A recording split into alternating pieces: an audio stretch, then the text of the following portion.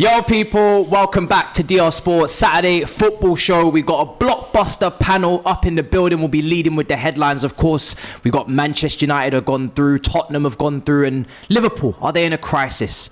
Pep wants problem, not peace, and I'm not talking about that Pep. Doyle in the building. You know what I'm saying? We got Abbi and we got Fuad. How is everybody doing? Welcome back, guys. Hi guys.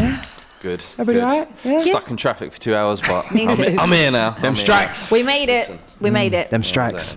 I mean, there's only one place to start, isn't there? Manchester United. We'll warm up on Liverpool. Do you know what I mean? Manchester United. They won yesterday. I watched the game. Impressive to a degree, but obviously with the context of Everton, they're probably not a team that need to be in the FA Cup at the moment. Rashford, Fuad, on form. This guy is back, it seems. Listen, I think all season he's kind of been carrying them to an extent. I think he's been coming up with some important goals and he's needed it, to be fair. I think this is a kind of year where, with the Ronaldo situation, with the number 9 position kind of being unfilled, Martial coming back hasn't really done much. I felt like they've needed someone to step up, and who better than, you know, the boy from Withenshaw, as they say. But no, the last year and a half or so, you felt like his form had boiled off a little bit. Had he been kind of caught up in off the field stuff, but this season he's looked a different man. He's come back from the summer motivated. I think he went to the World Cup, had a good World Cup as well in the moments where he played. Yeah, and then he's just carrying on.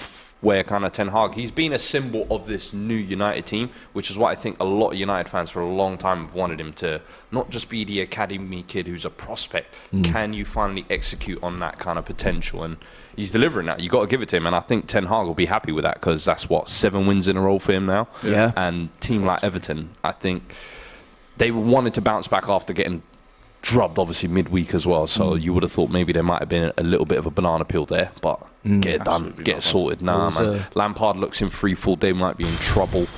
I don't know what's happening at Everton, but perfect game to kind of get through to the next round for United. Everton, your neighbours. They're so poor. I actually feel bad for them. I've never seen them this bad in my entire 30 years of life, lad.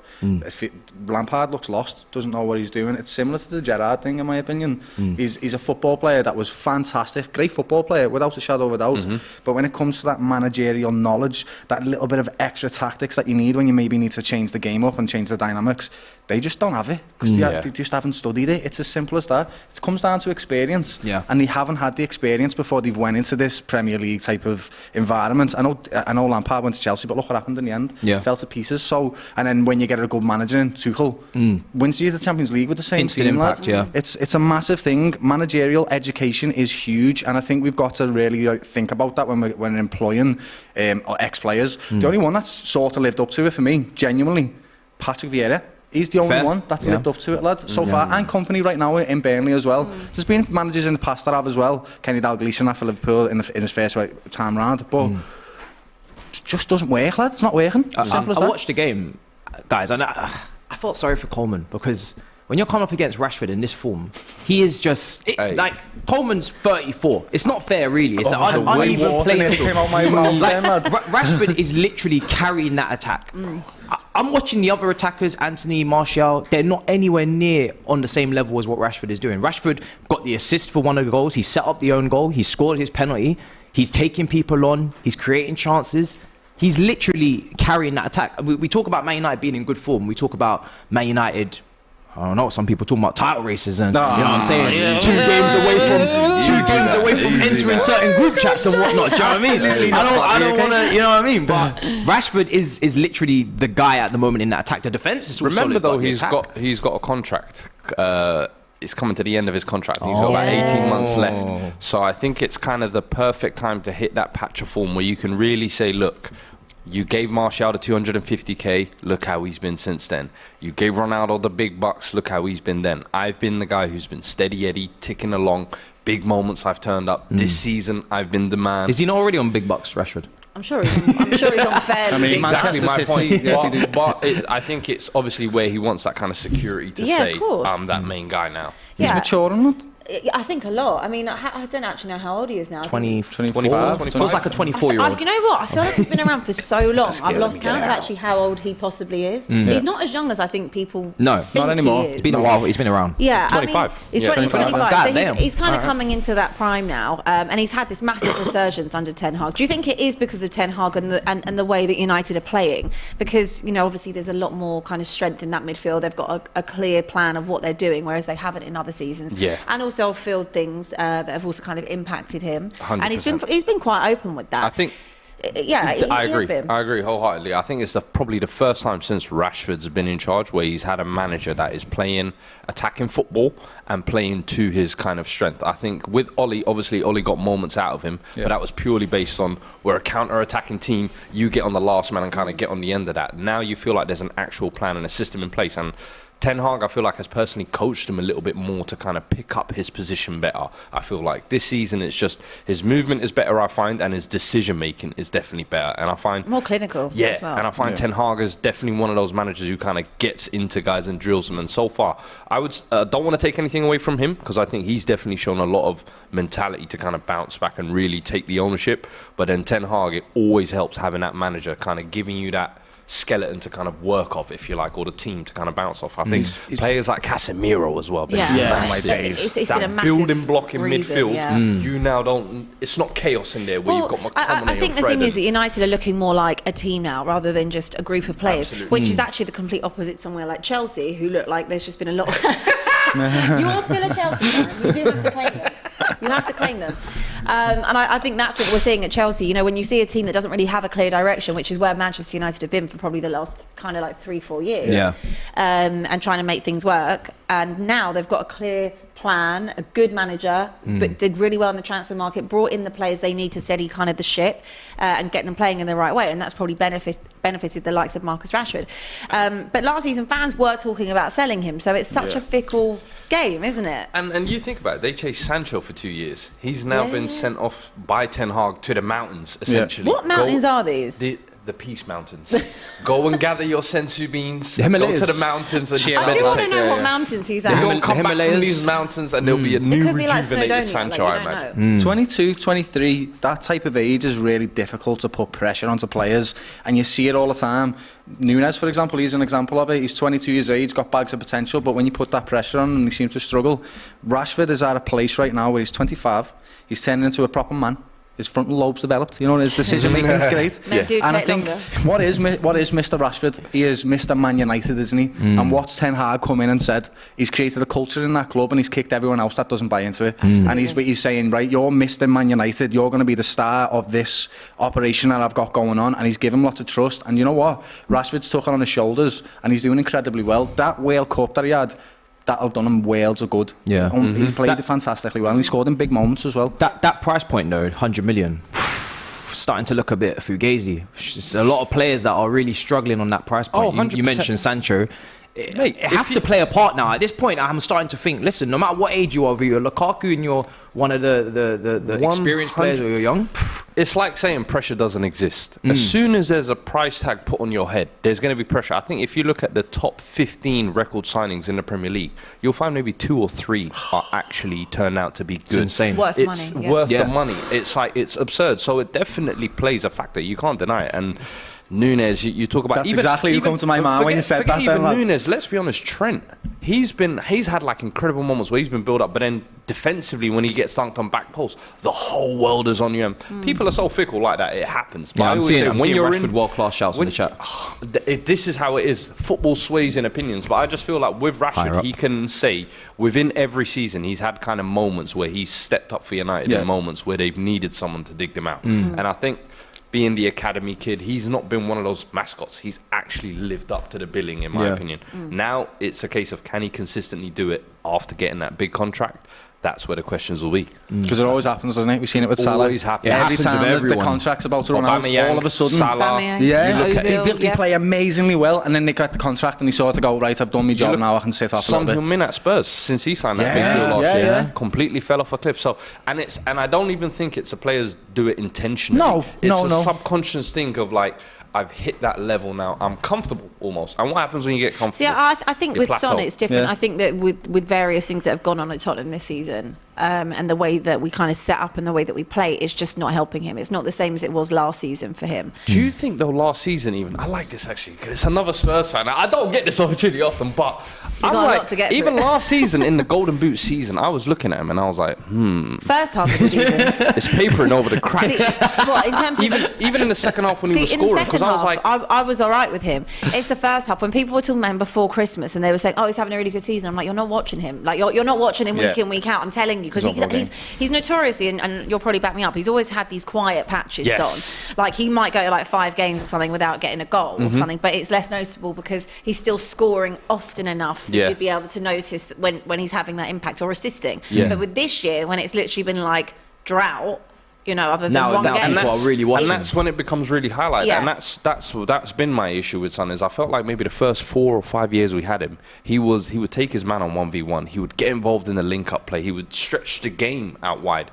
Over the last 2 years, I felt like he's become more of a, I'm going to sit on the final shoulder and I'm going to bury it. Yeah. And I've been like, that's absolutely fine with If it me. works, No it problem. works, If yeah. it works, it works. If it doesn't. But when it doesn't work, I need you to offer me a But little bit I of also something. think Maybe it's- get back to basics and drop a little bit. I also think it's to do with confidence with Son as well. I think for me, Son is a very confidence-based player, like a lot of footballers are. And actually, this also goes back to Marcus Rashford because he's Facts. another one that's a very confidence-based player. Yep. And we have seen that struggle in the last few years. So just looking at him in a little bit more depth, do you think he can become one of the best in the league? Are we talking about him as one of the best in the league? I think so. I think the thing with Rashford that surprises me even a little bit is how highly rated he is outside of England for me, is where I'm like, am I maybe underrating Rashford a little bit? Because I think he's shown in big moments he can step up. I think the big question for me about Rashford has always been consistency. If he can consistently get you 18 plus goals a season, can he? Or does he always just kind of teeter and go missing for spells? And the thing is, he's had injury issues as well. I think that has definitely held him back in previous seasons. Can he stay fit and can he be consistent? Most definitely he's got the ability. When teams like PSG are coming out for you and saying, yeah, we'll have him as our Mbappe replacement. Or even, let's be honest, La Liga teams have been like, is Sniffing Rashford around. maybe available? Yeah. If he is on a free, we'll take him. And it's like, We've seen technique from him before with that free kick at Stamford 100%. Bridge, the way that... Bro, the little wiggle for Seamus is going to need a hip replacement now. After that, bro, like Rashford has that bit of tech in him. Let's not get it twisted. It's going to be but interesting because Sancho, world class when he for comes me, back... I just feel like I don't like throwing that we label have to be around very careful. quickly. Yeah. I think world class needs to be it needs Reserved. to be reserved, and it needs to be given back some sort of weight on the words. There's always and that debate over world class, isn't there? What does it though? really mean? It depends on whatever people's opinion are. Some people, like Robbie, sometimes says you need to be performing on the world stage at a World Cup, but it also really kind of depends on the team that you're in. World for me. class That to me means you're England- doing things that other people are not doing. Yeah. That's why you're better than them. That's why you're world class. You're in a class because in the world of your own. Yeah. Messi's, Ronaldo's, Steven Gerrard's, the Lampards, the Scholes. They did things that we remember forever because they are world class footballers. If you look at Rashford, fantastic talent, He's wonderful not world prospects. class. Level below. But then you can compare him to other strikers. He's Very not- similar he's to not him. world class. Yeah, but you can't do that with Messi. You can't do that with Ronaldo. You can't do that with Gerrard. It's what they set themselves apart from, Facts. and that's what world class is to me. Yeah. So it's just 100%. thrown about everywhere, and it's because of what Fuad said. There's just so much fickleness in football nowadays. It's unbelievable how fickle you can go from world class to terrible. But it's also the media as well. It's the way that the media want to portray someone. Like Yeah, 1 minute you absolutely. can use, for Narratives. example, and Marcus Rashford's had it as well. Golden boy, and then the next minute it's like, flop of, having a flop of a season. And what do United do about him? We have kicked off, by the way, so we are going to keep you posted with all of the goals as they go in. Let's have a little look at the earlier kickoff. Tottenham against Portsmouth. We ain't gonna mention De Gea, no? Or we just gonna move on. No. I'm Go glad on Matisse wrote Go on that then. up. What was going on near post that had him so glued? I was trying to give United fans something happy. Nah, man. Listen, we've done the Rashford praise, but let's bring a bit of reality back here. What was that? I know, we just We're bigged talking up about Man big United for contracts, ages. yeah. I know. No, it's just like he's like, let's just rip them down. Hang on a minute. Do you know, I did a watch along for it, so that's why I'm not letting that one slide. Do you know what I mean? I ain't never seen nothing Talk like that to me. before. I literally, I nearly hiccuped. Brother, when I watched that, I didn't know what to do. It's hilarious because we were talking about players who've taken big contracts and taken their foot off the pedal. He is one of those. When he took that 350k at United, over the last couple of years, he's not covered himself in glory. Out of the Spain team completely. Yeah. And now you can almost see why he's decided to take a pay cut for his next contract. Where he's like, you know what, guys, maybe I have robbed you a little bit. it, you know. Let me hold my hands up. Jack After Butler's that, in the I building. said, Hey. come on, man. Careful. Because Listen. before that, lad, I remember Liverpool, right, when we were phenomenal at scoring goals, lad, and he would save every single shot that we had. He was unbelievable. And they beat us 1-0. They would beat us 1-0, having one shot all game because he was that good. He's having a good season, to be fair. This season I'm just he saying, has like, improved. he actually There's a player in there. He played There's a a player in Ramsdale there. pass in that first half, and I was like, whoa, okay, nice. But that mistake, I just had to bring it to the that's table. another thing Ten It was Hag's a bit coaching wild. there is for me evident, where you've seen De Gea improve with his feet a little bit this year, in my opinion. And I think where before you would say he was more of just a reflex goalkeeper, maybe 1v1s, now I feel like in other areas he's getting a little bit better as well. Little better. But that that was almost like a hey Wakey, guys, wakey. don't forget I still have the Bozo genes. And it's just like, All you need to here do is we take a go. penalty against them and go, oh, yeah, there he is. Like, there he is. Brilliant. Can't save them. So yeah, games have kicked off. Do you feel happy now that you've got that off your chest? It's not about happiness. It's just about Just trying to spread some balance. negativity. It's just about balance. You know what I'm saying? Balance. Balance. Latest from the Abbi Stadium. There we go. The Abbey Stadium, Cambridge are 1-0 up against Bristol Rovers. Did you have any influence in that, Abby? I didn't. Because it's the Abbey The Stadium. Abbey Stadium, but we do Okay. spell it differently, to be fair. Yeah. Yeah. Those are nice. Yeah, we do What's spell the it better differently. spelling? I reckon that because no one ever spells my name right. Well, how do you spell your name? Abbi. I feel like people And only usually spell it like that ABI. because of Abbi National. Abbey National. Yeah. Abbey National. Anyway, Yes. Tottenham Portsmouth. Did you manage to watch the game? No, I was stuck. I had no signal the whole time. I was like, yo, all I saw was the notification of Kane scored. I was like, I'll yes. be honest, you didn't miss much. I thought you I felt managed like to watch. I watched some of the first half before the long voyage here in traffic. No goals? No goals in the first half. It kind of looked like, again, Surprised, typical I Tottenham. Typical Tottenham. What's going to go on here? Are we going to, have an upset on the cards? But then again, Harry Kane just showing why Harry Kane is one of the best in the world. Yeah, without a doubt. Always just, pulling out the bag for Tottenham. Great goal, great finish. Did you expect a little bit of a hangover from the World Cup after that penalty For Kane, miss? Yeah. I didn't actually. We were talking a few weeks ago about mentalities and stuff like that. And someone said to me, do you think that Harry Kane is going to be able to recover from that miss, the penalty miss? Mm-hmm. And I said, yeah. And someone said, why? When has he ever shown resilience of the mentality before? He's Plays never for showed up Spurs. in big games, which is Plays a for fair point. Spurs. Yeah. Plays for Tottenham, yeah, okay. But I just said, you know what? Like, anyone can miss a penalty in that position. It can happen to anyone. And we did see more than most, Yeah, okay, some more than most, but you would say 99 times out of 100, Kane you would would score. back Harry Kane to score that Absolutely. penalty. Yeah. I genuinely believe if it was any other keeper other than Hugo Lloris, he would have scored it. Gone in his head a little bit. I think it did get in his head, and there's a bit of mind games there, and that is, maybe a lack of mentality on that side. But the way he's come back, he's just, he's having a really good season. And if it wasn't for how good Erling Haaland is in terms of the numbers he's putting Yeah. up, which he should be putting up in that Manchester City team, you would be talking about how good Harry Kane is. I think is it 14, 15 goals. 15 now Yeah. in the league. We are just That's why kind of approaching the halfway it's mad. point as well. Yeah. It's mad, and obviously this time last year he'd be leading the way in terms of goals. It's the only issue is Erling Haaland. So do we actually need to put more respect on Harry Kane? Yes. And how resilient he is. He's incredibly resilient. He's played for the Tottenham team that have won. Not disrespecting you when I say this. I'm absolutely not. They haven't won anything, and he stayed with you and bagged every single season, being the Golden Boot winner, close to Golden Boot. There's a goal at the Riverside. Middlesbrough 0, Brighton 1. Woo! Pascal Gross 1-0. He's been insane, Gross, this season, hasn't he? He has. He's going to get snapped up 1-0. soon, lad. Yeah, there's a lot of misconduct. Brighton players who should really Trossard, get. Yep. Solly March has stepped up a Casado. little bit this season. Casado. Yeah. McAllister. A lot of talent there. Wow, there you go. But back to what you said. Yes. Harry Kane, resilient AF for me. I think he's one of the most resilient players, and the fact that we back him to take penalties shows that, again, he's resilient, because when he misses, he picks the ball back up and scores. And let's not forget, he did score one of the penalties in that game, which was a high pressure one. We were 1-0 down, he had to score it, and he did his job. It's just, everyone, like I said, it's the fickleness of football. One time he's this, one time he's that, but Harry Kane for me is factually one of the best strikers that's ever played in the Premier League. He's just not got all the plaudits that he deserves. Yeah. And when he leaves the league, when he retires, he'll get all them plaudits. Yeah, it's a shame though, isn't it, that you have to wait until your career is finished to actually get plaudits. And Fuad, do you reckon if he was at City or somewhere else, he would get the credit he deserves? Is it just because he plays for us? And the worst thing is, I don't even think the story's over. Like, the way we're going at the moment, I've said I can still see I think his contract finishes 2024. He'll be 30, turning 31. Yeah. He's in prime position to do a Robin van Persie style move. And I've been saying it maybe the last 6 months since Ten Hag's arrived.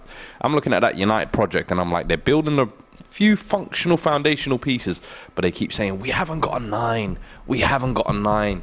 Kane in his last year of his contract, I can see him saying, do you know what? Let me do a Fergie-style move. I saw Berbatov. I saw Carrick. I've seen other players go from this club. Sheringham. It's a very Fergie signing. Yes. If he was still in charge. You know what I mean? The only thing is, I think, how does he fit into the actual United system? I don't know. For me, though, I think that is a move that is ready-made for him. And if he goes there, I think he can be the catalyst to put United literally back at that. We actually have a super chat that says Kane completes United's puzzle. He should move there in the summer. So literally, as you were saying that super chat was already there, just lingering. I'm telling you, I've said, I think even Rashford, what he's doing now, Rashford can easily get shifted to the left side. They haven't really fixed that. Sancho, you've still got him to come back in the mould. Can he maybe compete with Anthony on that side? Then you've got Kane in that middle. I think that could be a deadly front line. And you look at Arsenal, kind of how they slowly build with Arteta. Is Ten Hag kind of in the works of something like that, where we don't see the fruits of it this year, but we see the little pieces, but then it kicks on kind of next year. And a piece like Kane, I've said this season is going to be the biggest test of his mentality, because having seen that almost the high of last World Cup, and then now you're almost single-handed the reason you've been knocked out. How are you going to bounce back? These couple games have shown me this guy's got an elite mindset. Do you know what though? A lot of Man United fans don't want Kane. A lot of Man United fans don't want Kane, and they say that he wouldn't suit them due to the fact that he's not a runner. He's not going to be pressing from the front. He's not going to be, and he's going to be dropping deep, and he's going to be getting too. He doesn't need to be. Because you know what I think what he's done at Spurs, everybody thinks, and he's taken it a little bit to England as well. I think England, because he's the captain, Southgate's giving him that leeway to, all right, if you want to drop deep, go on. But he's had to do it at Spurs because we don't have a creative midfielder, and we haven't had one since Eriksen. So he's almost taken the creativity on himself. Let's not forget, Kane used to sit in that box and score for fun. If you want to tell him to do less running, by all means, I'm sure he'll be like, okay. And I saw Fergie, that good managers can do this. Ten Hag, I'm sure, if he got his hands in Kane, would tell him, listen, you sit in that box for me, I've got everything else around you. Kane will get you your 25-30, no doubt. No problem. He's dropping deep. So anybody saying no? Yeah, of course he is. He's literally being the start of the attack and then finishing it off. I watched him. And that's only because in this Tottenham side, as Fuad said, we don't have a creative midfielder. So he's the only one that's actually capable of dropping back, getting the ball, putting it on a plate to someone else, or doing those 1-2s like we saw today in the Portsmouth game, if anyone watched it, and then making himself end up in the box and putting it in the back of the net. So for me, I think you're spot on. I think the exact same way as you. If I was Manchester United, I would be looking to go and get him in the summer with 1 year left. Whether or not Daniel Levy doesn't let him go, but the thing is that's another thing. If Conte leaves as well, it makes it a way more volatile situation, because Kane wanted out when Nuno came in. Fair. Okay, Conte came in. I wanted out. I'm a little bit moved now. I'm motivated. I've got a manager I believe in. We've secured top 4. All of a sudden, you're not backing that manager. You know what? I'm all out now. I feel like he could if he throws his toys out the pram again this summer, I have no qualms about it. The thing will be whether or not Daniel Levy wants to sell him for however much he can get for him with 1 year left on the contract, or if he wants him to go for free and get nothing the year after. Either way, I don't. You know, obviously, I'd rather keep him for another year. 100%. Is an equaliser at the Riverside. Middlesbrough 1, Brighton 1, and Bournemouth for 1-1 with Burnley as well. Wow, interesting game that. So we got some goals flying in the FA Cup. Burnley are doing well this season. You know, companies changed Burnley that are playing very well this season. It's unbelievable. They have 60% possession, more than anybody else. Are we all aboard on the? Are you all aboard on the company bandwagon? Listen, Specs Gonzalez is ahead of the curve. I see him wearing that Burnley shirt a lot. I might have to jump on board. I've got Ian Matson there playing on the left. That is one of the most identity changing clubs. It's like baffling me how Burnley have gone from real men to all of a sudden tiki-taka Man City number 2, lad. That's literally what they're playing like. It genuinely doesn't make sense. I don't know if I don't really know if And I the like thing is, it. it's like Company, who's a centre-back defensive midfielder doing it. He strikes me more of like the typical Burnley style type player. Yeah. So it's nice to see, though. It'd I'll be be honest so with you. funny to sit there like this time next year in the Premier League and be like, oh, don't Burnley play beautiful football? Oh my This days. Don't they play lovely Wow. football? But this is the danger, though, Abby, because I said with Norwich, I remember they did this. I think was it not Peterborough, Huddersfield. I remember when they were in the Championship. There's some of these teams when they're in the Championship, they play champagne, free-flowing football. You can't do that when you come to the Premier League, so it's almost like a harder adaptation. Do you think they'll still be able to do this come Premier League? No, absolutely not, love. And so many low players and everything. I feel like the squad will change as well. I don't know, but it's definitely an interesting project to keep an eye on for It's sure. a strange one. It's a strange one. It's weird to see, I must say. But yeah, we didn't even speak on Lampard. We kind of just glossed over his situation. let's talk about Frank. I feel like he should be in the firing line. Absolutely, it should be, yeah. Fire is the main word from that. This Like, conversation has been had so many times. I can't really still believe he's there. what are we clinging on to though? Like, because do you know what they were level at half time. If they had a better first touch in certain areas, they could have potentially maybe done something. Damari Gray was probably their best attacker. Hey, Angel Di Maria Gray. That's not Damari Gray, bro. Since he signed for them, I don't know who that is. He's better than he that was. is that is Insane. a quality player. £1.4 million he cost that, and he's their Bargain. best player. He got sent to Leverkusen as like, we don't know who you Leon are. Bailey, he went to Leverkusen. He replacement. didn't even rejuvenate himself there. No. He just came back. Yeah. And then all of a sudden he turned into a new player. I said, fair enough, okay. But with the Lampard situation, last season I was thinking sack him. When you were in that relegation zone, when he saved you, I was like, do you know what? Now you kind of have to get behind him. The issue I have with Everton is I feel like they've been such a poorly run club for about 5 or 6 years. This used to be the club that, whenever a player's doing well in mid-table Premier League It's a safe bet. you would say, Yeah. the next Go to step Everton. for them is Everton. Exactly. Before they go to a to big Everton, six lads. club, Everton. that's the next step. If a Yeah. foreign player wants to come Premier League and he's a little unproven, go Everton first. Yeah. They've fallen from that to like relegation candidates, now taking just any scraps they can kind of get. And I just feel he's been left in a bad situation. In my opinion, live and die by Lampard. I would say get relegated with him. See what happens when you Live and die. Live and die by Lampard, man. I feel like Lampard. Did you not? They got a new stadium coming up near the Riverside. Like, You can't listen. get him relegated. No, Get relegated and stop. absolutely not. Sometimes a relegation can be a Near the breath of fresh. docks. Ask West Ham fans. Yeah, you can, but Sometimes it not can- when you've got a brand new stadium about Everton to trying to- build. They If my need the mates heard money. you right now, lad, my Everton mates, lad, they would be gutted there. They do They not can- want to go down, lad. They want to stay in the Moshri Premier has League. run this into the ground. Yeah. It's the reality of the situation is my thing. It's not a thing of, we can say, you sack Lampard, who are you going to get? That's my point. Who are you That's actually gonna go and get? That's who they're going to get. So I agree that it's not all Lampard's fault, right? Because look at the money they spent before him. Yeah. My point is on Lampard is, does he have the experience to get them out of this mess? He's never been down here. At Derby, he was going for playoffs. At Chelsea, he's going for Champions League. As a player, he's always been a winner. This is a different Well, type he was of... down. He was down here this time last season, so they would have learned from that. But I kind of agree with you on not. I can't believe he's still there, but I agree But on he's not not a Sam sacking him. Allardyce, you know? But what's the point of them going to get another one? All Everton have done in the last kind of 5 seasons is chop and change managers. They had no identity. At one point, you're bringing in after Marco Silva, it was like Carlo Ancelotti. Yeah. What's Carlo Ancelotti doing at Everton? Was mad, I think they've spent nearly $1 billion or something stupid. Misspending. They shouldn't be where they are. And they did go and sign like players on paper. You were like, this could work. Van der Beek, Ali. Dele Alli. Dele Alli, Jesus, maybe not yeah. Dele Alli, but like Van der Beek and like various other people. You're like, it could work. It just hasn't worked. Connor Cody. Connor Cody. I actually think he's a fairly good defender. I know is. last night he didn't. Tarkowski. Tarkowski. alright, They were good I feel last like this is a Sean Dyche job. But Everton fans are said not it going is. to want I knew you Sean were gonna Dyche. say that. Look at their team. They're not Look gonna at say their that. team. Look at the players that they have, and look at the attackers that they have. Moon Pie up top. Do you know what I'm saying? Moon Pie? Yeah, Moon Pie. That's what he's called now. Like, Hey, you know, Tyler's Ty on was the wall, ahead you of know. the- Ty was Ty on the knew. wall. Hey, if you deep it, Tyler's on the wall versus Morley. He's not here for no reason, lad. He's not here for no reason. lad. 1 goal so far. He's been struggling, but I just feel like Everton have been so poorly mismanaged. You look at kind of their windows, and there's been no real identity. With Lampard, I just feel like he's a manager who's learning his teeth. And I know Everton fans will be like, I don't want him to learn his trade at my club, but it's like, you sack him, who are you going to get is I the agree with situation. you. The thing is, stick with him, see how far into the season you can go before it's like alarm bells. But I think the window you have to give him, in my opinion.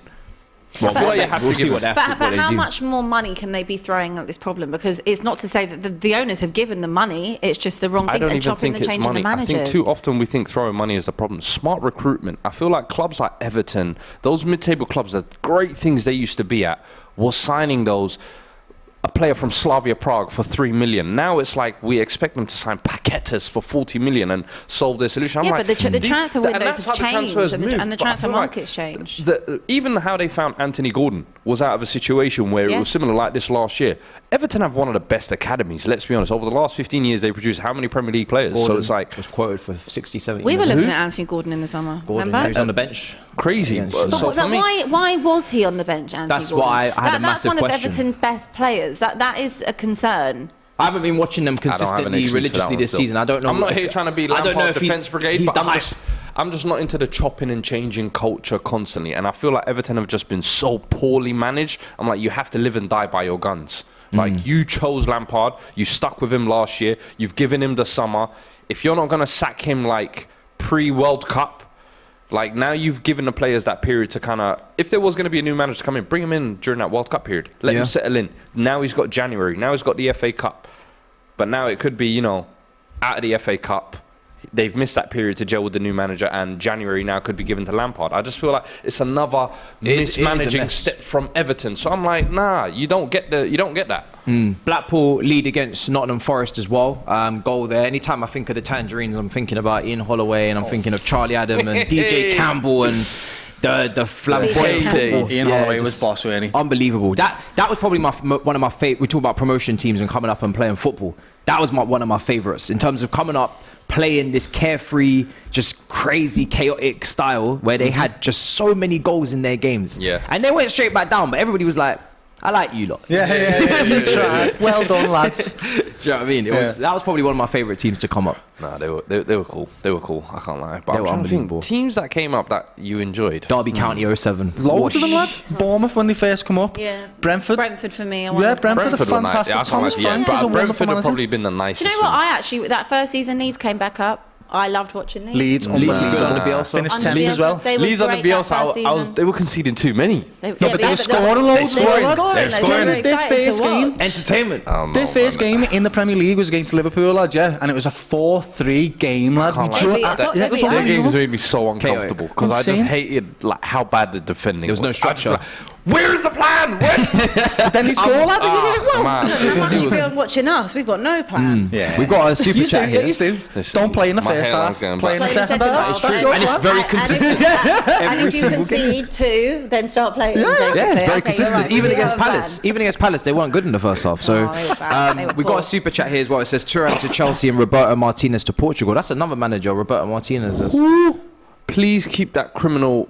He needs to be tried at the Martinez to Hague. who? Portugal, they said. But, he's... The guy who started this Everton rot. Yeah. Speaking of Everton, he was the one that took them from like nice number 6, 7 club to, hey man, we can flirt with relegation. It's okay because we play pretty football, He's right? just getting them used to what he did at Wigan and Fleck. Nah, brother. And what were they doing? One FA Cup blurred over the fact that these guys were fighting for their lives every season with Emerson Boyce. Yeah, but that's a question for you Come right there. on, man. That's a question for you right there, though. Would you trade that? I'm sure Wigan fans and Portsmouth fans, for example, would they trade their FA Cup win to be in the Premier League right now? I think they'd still keep their cup, lad. They really would. I think you... I'm sure they would rather be in the Premier League right now. I reckon they'd rather keep the cup, lad. If But I never was win anything. supporting that club, I would say scrap that FA Cup. I don't know if there's any Wigan fans in the chat. I reckon they'd rather have that. That's history. Yeah. They can come Memories. up and down in the Premier League a million times. And forget about it. Yeah. But a cup you remember forever, believe me, I know. and you guys know too. You know what I mean? That Carabao Cup in 2008. The way them two looked at me then when I said Would you, that, yeah, would you that was give up that brilliant. Carabao Cup to What? consistently You always can't finish afford to top give four? up. No. Yeah. What do you mean give up? Yeah. Cherish that more like- 084. If you said scrap that 084 and for the And next 20 years you I'm guaranteed finished top Champions League. four. Yeah. Safe. Do you know some of my best Get rid. memories in the world, right? Hey, some of my best memories in the world are winning cups. I will forget about finishing second You in know the Premier what I'll League say to very you? quickly. Yeah, I because say you've that won, about major you've done it a honours, man. significant amount of time. Yeah, Thing is, and Listen, memories. and that was a great day. I remember it very well. I had the DVD. I remember it very, very was well. I was nice. there. It was a lovely day. But it was also like with one day Ramos, like the worst manager we've actually probably that's had the out of all thing. 11. Like, actually, would you say Ramos was worse than Nuno? I think Nuno don't deserve this. For me the man was, band ketchup. I can't lie to you. The Nuno was bad. I just like Nuno, I was almost ready to quit. I've like erased that from my memory. Content, I'm talking like everything. I was like, yo, I'm done with this. This guy has drove me to the edge. No way. I've like erased that kind of 4-month period from my brain. Kid you not, yeah. Like Like it's it just never happened. Blank period in my mind. Nuno was the first manager outside of Poch that you men didn't try and copy us with. You've done it with Mourinho, Conte, Villas. No, but I like that. I can't. Yeah. I'm like that. You guys are. I'm ready for Tuchel as well. Don't worry. Yeah, Give me a year or two. I'm ready for Tuchel. I will not have another Chelsea manager. Mate, No bring way. Tuchel, I'm No telling way. you. Tottenham hire Avram Grant. Hey, Tuchel's a Tottenham fan as well, you know. I don't Excuse care. me? Oh, I don't yeah, want yeah, no, he is, I yeah. don't want Listen, no what? ex-Chelsea managers. He was Yeah. a Chelsea manager in the Champions League talking about, yes, when I was 15, I used to support Tottenham. Was it why? Because of Klinsmann? No, it was, I can't even I remember think who it was was. Klinsmann. I think it Was was. it I think it Klinsmann? was. Must makes that German. Must make make sense. sense. I can't remember, Listen, but there don't was give there me was no a more particular ex-Chelsea managers. I I don't was want like, them. you know what? You don't want Carlo Ancelotti. I like your No, mentality. I don't want no ex-Chelsea managers. I don't. Fair enough. Give me Mad. back my man. But what I will Give me say back is, my yeah, man. is that feeling that you get with cups and things like that. I feel like a lot of teams would say that for major honours. And when you talk about teams like Wigan and Portsmouth, the FA Cup for them It's a major honour. is a major It's a honour. major honour Yes. for everybody. It's a major honour for you. It's a major honour for me. It is a major honour for you. It's a major honour for everyone. You see, It for is, us, it's but- to a degree. But I'm saying, I think when it comes to like Champions Leagues and Premier Leagues, those are imprinted on your brain. Yes. If you just like last season's FA Cup. Yeah, brilliant. Loved it. Wonderful. One of the best moments of my life. Loved it. Oh, you are full of shit. Hey, You are full of shit. I'm not having that. Yeah, brilliant. Best day of my life. No lie. Can you see my eyes? Loved it. It I was don't believe beautiful. that. Do you see it? Glorious. And that's what I mean. Red But ribbons. that's One the of the difference. best moments of your life. That's the biggest lie. That's Why am I getting this hate? Can you where do understand rank what I'm that? getting In at? terms of your top three, it don't get in your top Of course three. not. Do you know why? Because Because you've Liverpool got- have had fantastic finals. Yeah. So There you the go. one that's top in my head, obviously we know which one it is, against West Ham, where Gerrard scored the 94th minute, 40-yard rocket to equalise, and then we went on to win the game. Without a doubt, that will always live in my memory as the best FA Cup. But the one that we won last year, still wonderful. Is I'm it in not your going to top forget five? it. Yeah, Top five. of trophies. Top five best I mean, Liverpool moments. top five. Two FA Cup. champions. Best Let's do it this way. Let's do it this way. Two Champions Leagues, the the Premier League, the treble. the two FA Cups. The treble. Treble was boss. It was, yeah. But yeah, I was a bit more conscious. Lies coming out Yeah. over there. FA Cup is a Yeah. great The honour. Istanbul Look, I'm comeback. getting hate from Yeah. two people that have never Istanbul won this. comeback. What's going on here? Gerrard slip. I don't believe you. There's a lot. Hey, That's it's a a lie. great cup. And I know. That is not Look, to say look. that FA Cup is not important. It is It's not. important. It is but important. I don't think you can sit there and say it's in your top Tottenham five. fans diminishing this FA I'm Cup. not- it is. No, it diminishing don't the sit FA well Cup. with me. Listen, It I would don't love sit to well win with an me. FA Cup. I'm just trying to have win an the FA honest Cup. football discussion. Listen. Forget teams and all That FA this. Cup final where Gerrard We did would that love will to win live an in a FA lot of Cup. people's memories for the rest of their lives, lad. And that was an FA Cup final, and that was beautiful. 100%. That Okay. was genuinely one of the best moments of my life. So this is where the debate is. Let's say we could win an FA Cup this season, or we can finish in the top four. If What's you more dare beneficial to tell me Tottenham? top four, Don't I'm say not. it. Don't say it. If you're talking, if you're talking this season, Do you know what? this season I'll take an FA Cup. Doyle, You'll take an This FA season Cup. I'll take an FA Cup. Okay. Abby, you disagree? I'm not disagreeing. I just You know, my you know, question. This season I'll take an my FA Cup. question was what's more beneficial. No. This season I'll take an FA Cup. What's This more season's too beneficial ugly. to Tottenham? Finishing in the Champions League this season or winning an FA Cup? Finishing sixth and winning an FA Cup. Which one are you taking? Finishing fourth. The thing is I predicted us to finish sixth anyway, so I feel like this finishing sixth would be a predicament of Conte saying, look, our windows weren't good enough, the squad isn't good enough, and I'm like, hey, he was right. But the cup would be like, hey, at least we got something. Hold on. We left with something, you know what I'm saying? Which one are you picking, Abby? What I think would be more beneficial would be the Champions League. I would love to win a cup. No, which one would you prefer? Let's stop beating around the bush. Or FA Cup. That's it. Abby, which one? Just say, be honest. Just be honest. Just go with your heart. I'm viewing it from a bigger standpoint. We need a very big rebuild, and I need money. Hey, I respect it. I need money hear it. at this I hear club. We need a new I'm not mad at keeper. We need a new keeper. We need a For whole new what? To win no cups and finish fourth again? We need we need the money that Champions League brings in, like we do. And if Harry Kane is ever going to sign a new contract and not go to United, he would stay. More importantly, guys, you need the morale. He's not going to stay because we won an FA Cup. No, but more importantly, you need the morale to be built from an FA Cup win rather than the money. Because the team, I think we your need fans to don't rebuild care more. about money. They want trophies. That's what we all play Yeah, we do. We want to players. win. To win trophies. Yeah, but the players that we've got aren't good enough to win a trophy. But if you win an FA Cup, then you. I think. Listen, I'll take an want FA both. Cup and I'll take a Champions League. Give me both. Well, I'm Champions sure we'll take League. a Are Champions you League.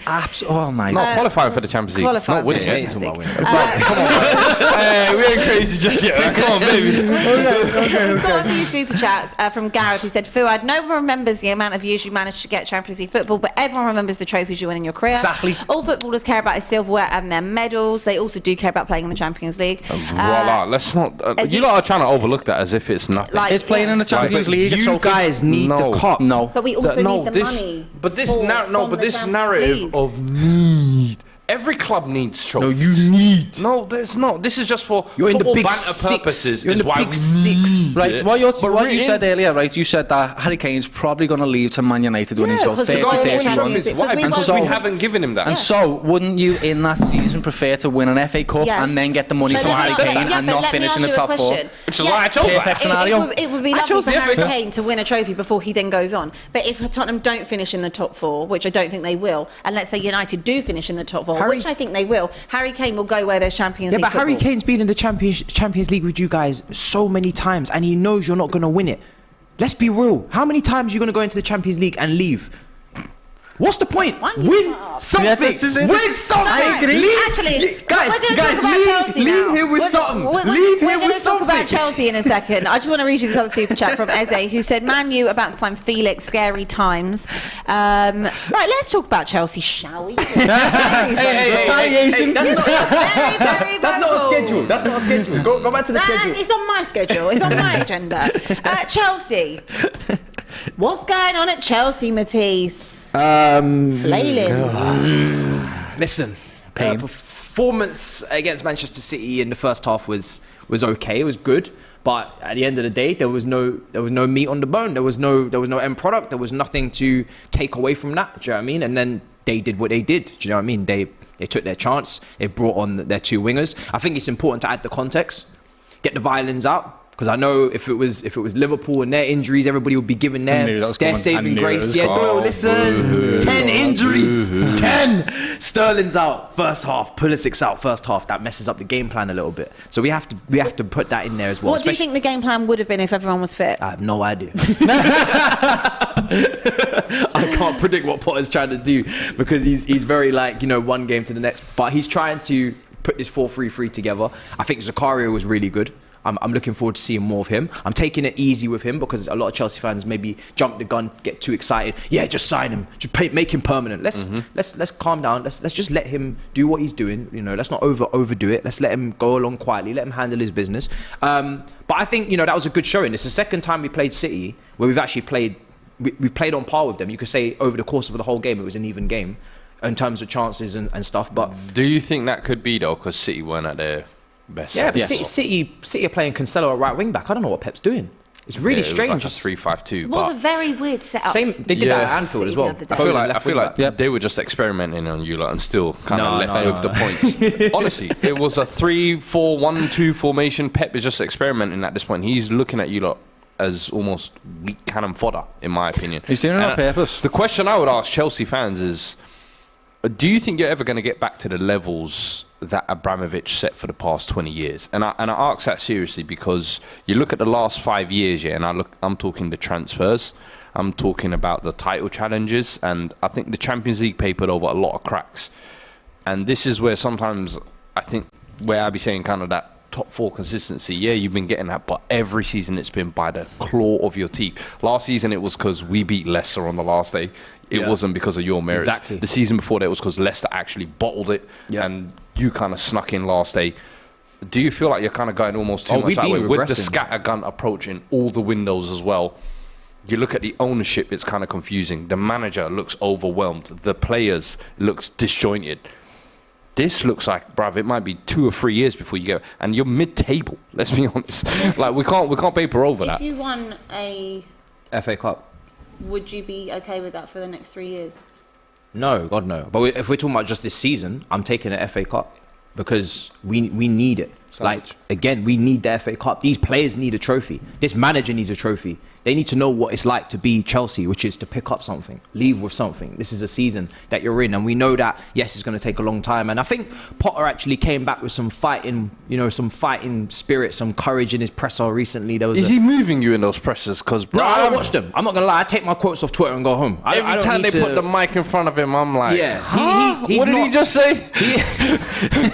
He's not Conte. He's not Jose. He's not Tuchel. He's not Klopp. He's not Pep. He's not a big personality. He's not a big personality. I'm not asking the introvert to start being the extrovert. Let's let the introverts introvert. Like, do you know what I mean? I'm not asking him to be somebody who's not. At the end of the day, the players will see right through that. The fans should see right through that. Let him be who he is. For me, the key is what happens on the pitch, and I want to see coaching. I want to see development for the young players. I want to see a style. If he does all of that, he can be as quiet as he wants. He can. Do you think the players are maybe seeing through that early on because he's come in? Haircut's changed. Yeah, no, all of a sudden he's wearing suits because he's at HD Chelsea. cuts. Why aren't you wearing tracksuits like you were at Brighton? Because we're in West London now. But this is what I'm saying. It's like the players are seeing through. Like, you're putting on an act. I think it was the players that introduced him to HD cuts, if I'm honest. But this is what I'm saying. Like, they're the one. You're letting your players influence you now to get hair. So why are you saying you think that he's forgot his roots, lad? I don't know if he's got like full, like, when a new manager comes in, usually he imposes himself on the dressing room, whether it's tactically, whether it's his culture, his mentality. I just don't feel like nothing. I think it's going to take time, because I wasn't expecting him to come in, and he's not an instant impact manager, and he is a manager that literally has never been in this position before. Osterson's Brighton, Chelsea. I mean, that is some mad leap. Yeah, but you're in a project. I love this. I like this.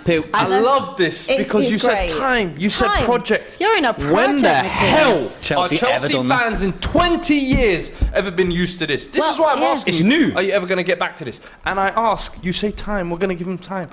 Are you going to give him time? I am. Chelsea fans going to give him time. You're saying I can't speak for the whole fan base because I'm not that guy. I'm just Matisse. So you're not going to be Potter out before the end of the season. Nope. Unless we're in the relegation. Unless we're in the bottom. How much time? How much time do you? 6, How much time do you think Chelsea fans are going to give him? Because when you say time, let me tell you, we give time. Yeah, you got time. You got time. We don't have no time. You got time. We give time. How much time are you in Chelsea? You saying you give time Conte out? No, you want to give him a new contract, bro. You don't want to sign it. You see what she been saying recently? I said there's no point in him being listen, there. That's another discussion. You try to take out the end bit. Yeah, don't take no things out of context. Yes. I said there's no point in being there with the owners we have. And the amount of people that have come for me this week is watch the whole clip. Don't deflect. I caught him there. Yeah. This is great. How much time, as a Chelsea fan, are you giving Graham Potter? I'm giving him personally. I want to see him for at least the whole season, and then I want to see him the whole of next season. Personally, now unless something catastrophic happens where he's in a relegation battle, cool. I'm not trying to be in the championship. You're happy to float mid-table as long as you see. I'm not happy. Wait. You're happy to float mid-table as long as you're seeing progression. Yeah. Lewis Hall and then man coming in. Do you know what? If you're seeing some kind of implementation of a plan. I don't think we're going to be 10th, but if you're going to finish 8th, 7th. You better play Lewis Hall. You better play, Carney Chukwuemeka. You better play Fofana, who just came in from Molde. You play them. I don't want to see Aubameyang. I don't want to see players in their prime who don't really care being played and over these young players who have potential. I am. Yes, I want to see Chelsea winning trophies. Yes, I want to see success. But as long as I can see progression, and you just spoke about before Potter, before the ownership change, Chelsea are clinging on to top 4. So outside of that Champions League win, which was orchestrated by a masterclass of defensive stability and a top elite coach, our league form has been shabby, and I don't celebrate top 4. I don't care really like that. I care about picking up trophies, or I care about competing for the league. So if we have to drop to 7th and 8th and humble ourselves and do it the long way round to get back to the top, I'll rather finish 7th and go back to the top in 2-3 years than to keep finishing 4th. I don't give a damn about 4th. Like, really, progression comes in many different ways, isn't it? So I'd give it 3 months. Make sure you clip this moment. You can't Clip this moment. you can't do I just that. want to read this super chat. She's like, get Potter out! This Harry Potter guy! I've had enough! Like I said, Alakazam, be gone! like I said, if we're floating in the relegation zone, if he's doing a David Moyes with West Ham, that's a different conversation. I've got a question for you then. What is progression to you? Because progression means a lot of different things to a lot of different people. Cool. Is it performances? Is it trophies? Is it points? What is it to you? So, for me, in terms of league position, I don't think we're going to get top 4. So that can't be progression. So, we're done. Progression for me is style of play. Progression for me is ruthlessness in the market and getting rid of players that we should have got rid of a long time ago. I would count that as progression. Restructuring the team, knowing your weaknesses, bringing in players that we should have a long time ago. The right back for Azpilicueta, the defensive midfield for Jorginho. That's progression. And for me, just seeing him as a character develop, I want to see him get stronger. I want to see him collect the stones. I want to see him, every single week get a little bit more chest out, a little bit more. Because if you've got a 5-year contract, you should be able to be confident. You should be able to assert yourself. I'm not expecting him to, start walking around like he owns the place, but you have stability. You're the only person at the club that has stability right now. Everybody else is like questioning, are we going to be here next year? Yeah. You have a 5-year contract, 60 million. I'm expecting you to be like, okay, we're gonna fix this. So I'm looking forward to seeing what's so interesting is the fact that this is Chelsea. So like there is always going to be pressure because it's Chelsea and because of the history that Chelsea have. He would be given time anywhere else and been like, oh, it's not too bad what he's doing. It's not really what you want to see. But because of the difference between the level you expect Chelsea to be at and the results they're getting, that's why it's highlighted so much. But what I would say is that Chelsea haven't really been competing for a number of years. And they spent a hell of a lot of money before Graham Potter came in. When was the last time you saw Chelsea compete for a league? They were not for a league, but they were in 2 cup finals last season and they won a Champions League before it, so they are used to winning things. Would you not say the Champions League was taken a bit out of context? No, we deserved it.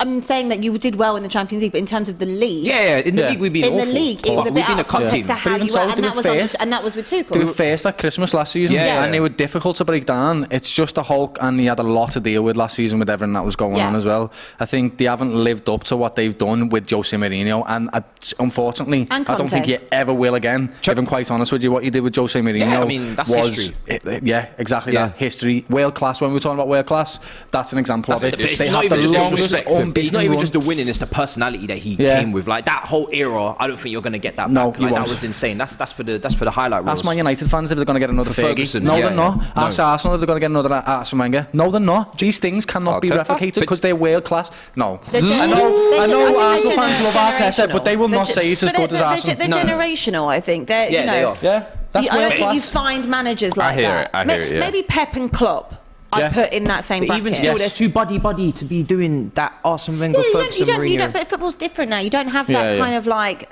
severe hatred unless you're actually in a rivalry or a derby. Tuchel and Conte. I mean, that was weird. I just wanted to read this super chat, who was from Billy as a Brighton fan, and he said, as a Brighton fan, Potter was extremely overrated.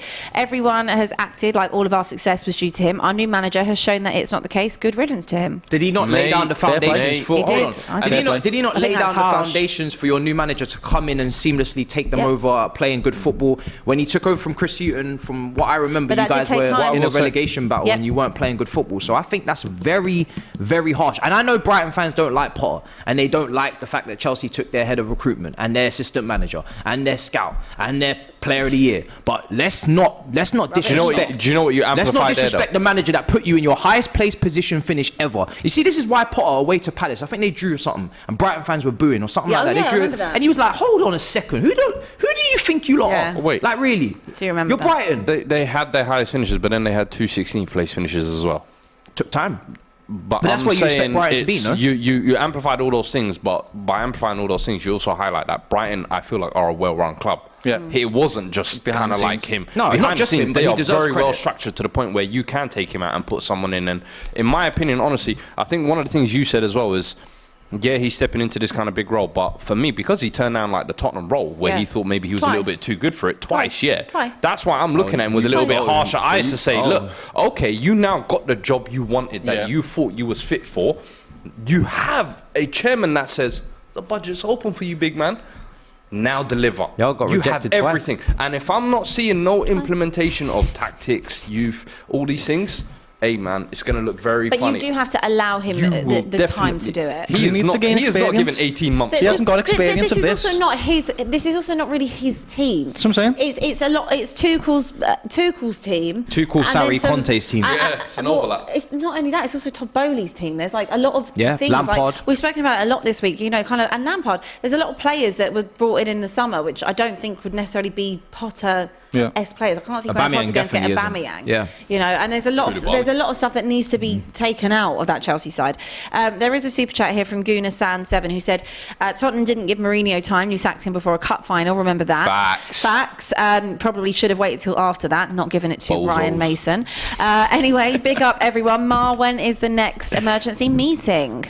He's permanently in one. Well, we had a little bit of a meeting, I guess, yesterday. Do you know what I mean? The Arsenal must be stopped.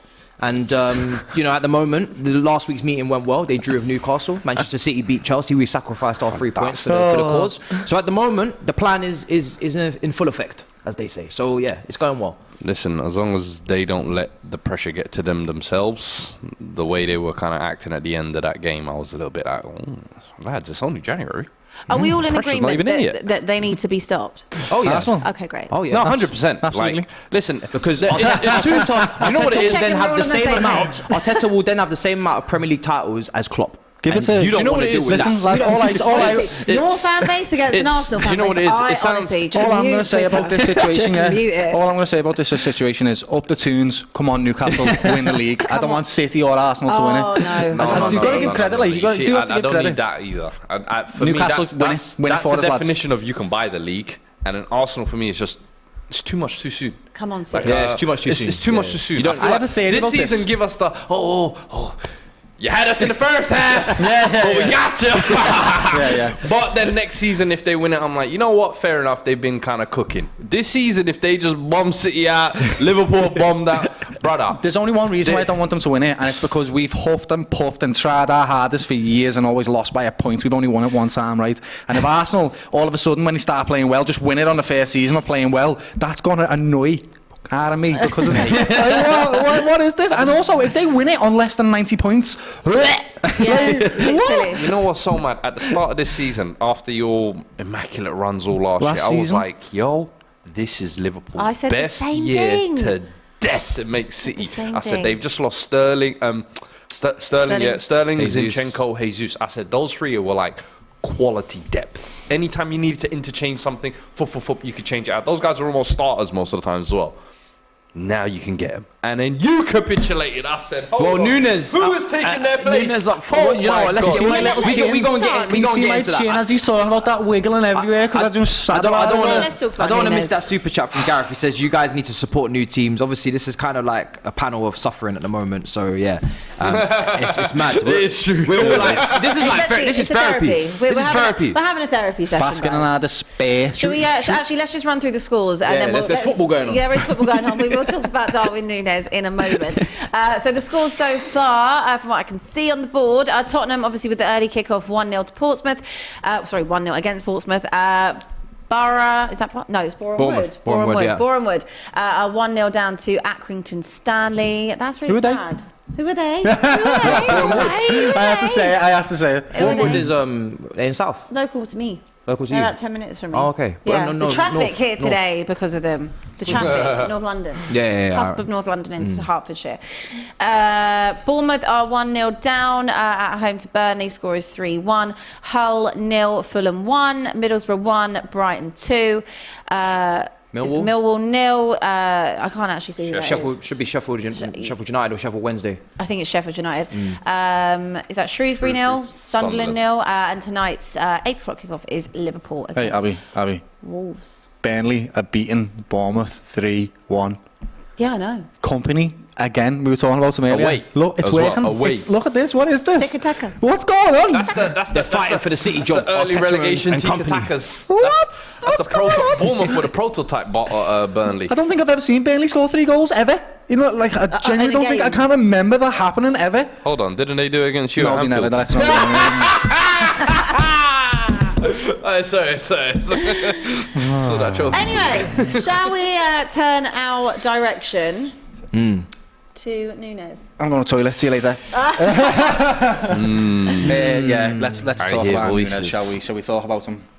I think, going into the season, what you said, last season was our best season I think I've ever seen us play. It was insane. We competed in every single front, got to Champions League finals, got to FA Cup finals, pushed to the last day in the Premier League, and then Mane left.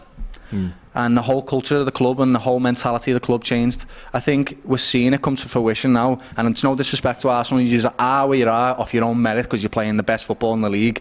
But I will say this, the mentality of Liverpool and City has dropped without a shadow of a doubt, and mentality is the biggest thing in football, believe me when I say that. And that's why you're seeing Arsenal now, who's starting got this project and it's working well, and they've bought loads of new players and they've bought Gabriel Jesus, and they all believe in this project. Mentality, loving it, feeling good about themselves. Newcastle, same thing. Fans are loving it, managers doing well, buying good incremental development players. Mentality, third in the league. Liverpool and City have been at it for the last 5-6 years, playing insane football, head to head, constantly going at each other, pushing. It's like running a marathon every single year.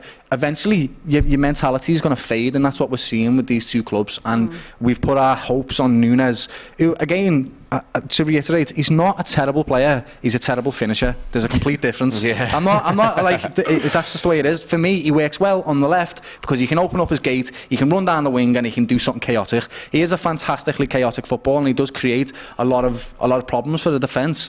But when he does get in one-on-one with the keeper, he just can't seem to have that composure to slot it, and that's why everyone's getting on his back. He's had the most missed chances in the league, can't argue with it. And also when we're comparing him to the likes of Haaland and Kane, they're just not the same players. But why is that? Because obviously you bought him for a reason. From what you've seen last season, I totally understand it takes players a while to maybe sometimes adapt to the Premier League. But are you disappointed by what you've seen from Nunez because of the amount of money you spent on him? Do you think that you would have been better off going for someone else? It's very difficult, right? Because Liverpool are actually famous for buying early. That's what we do. We look at some potential and then we snap it up quickly before anyone else can do it.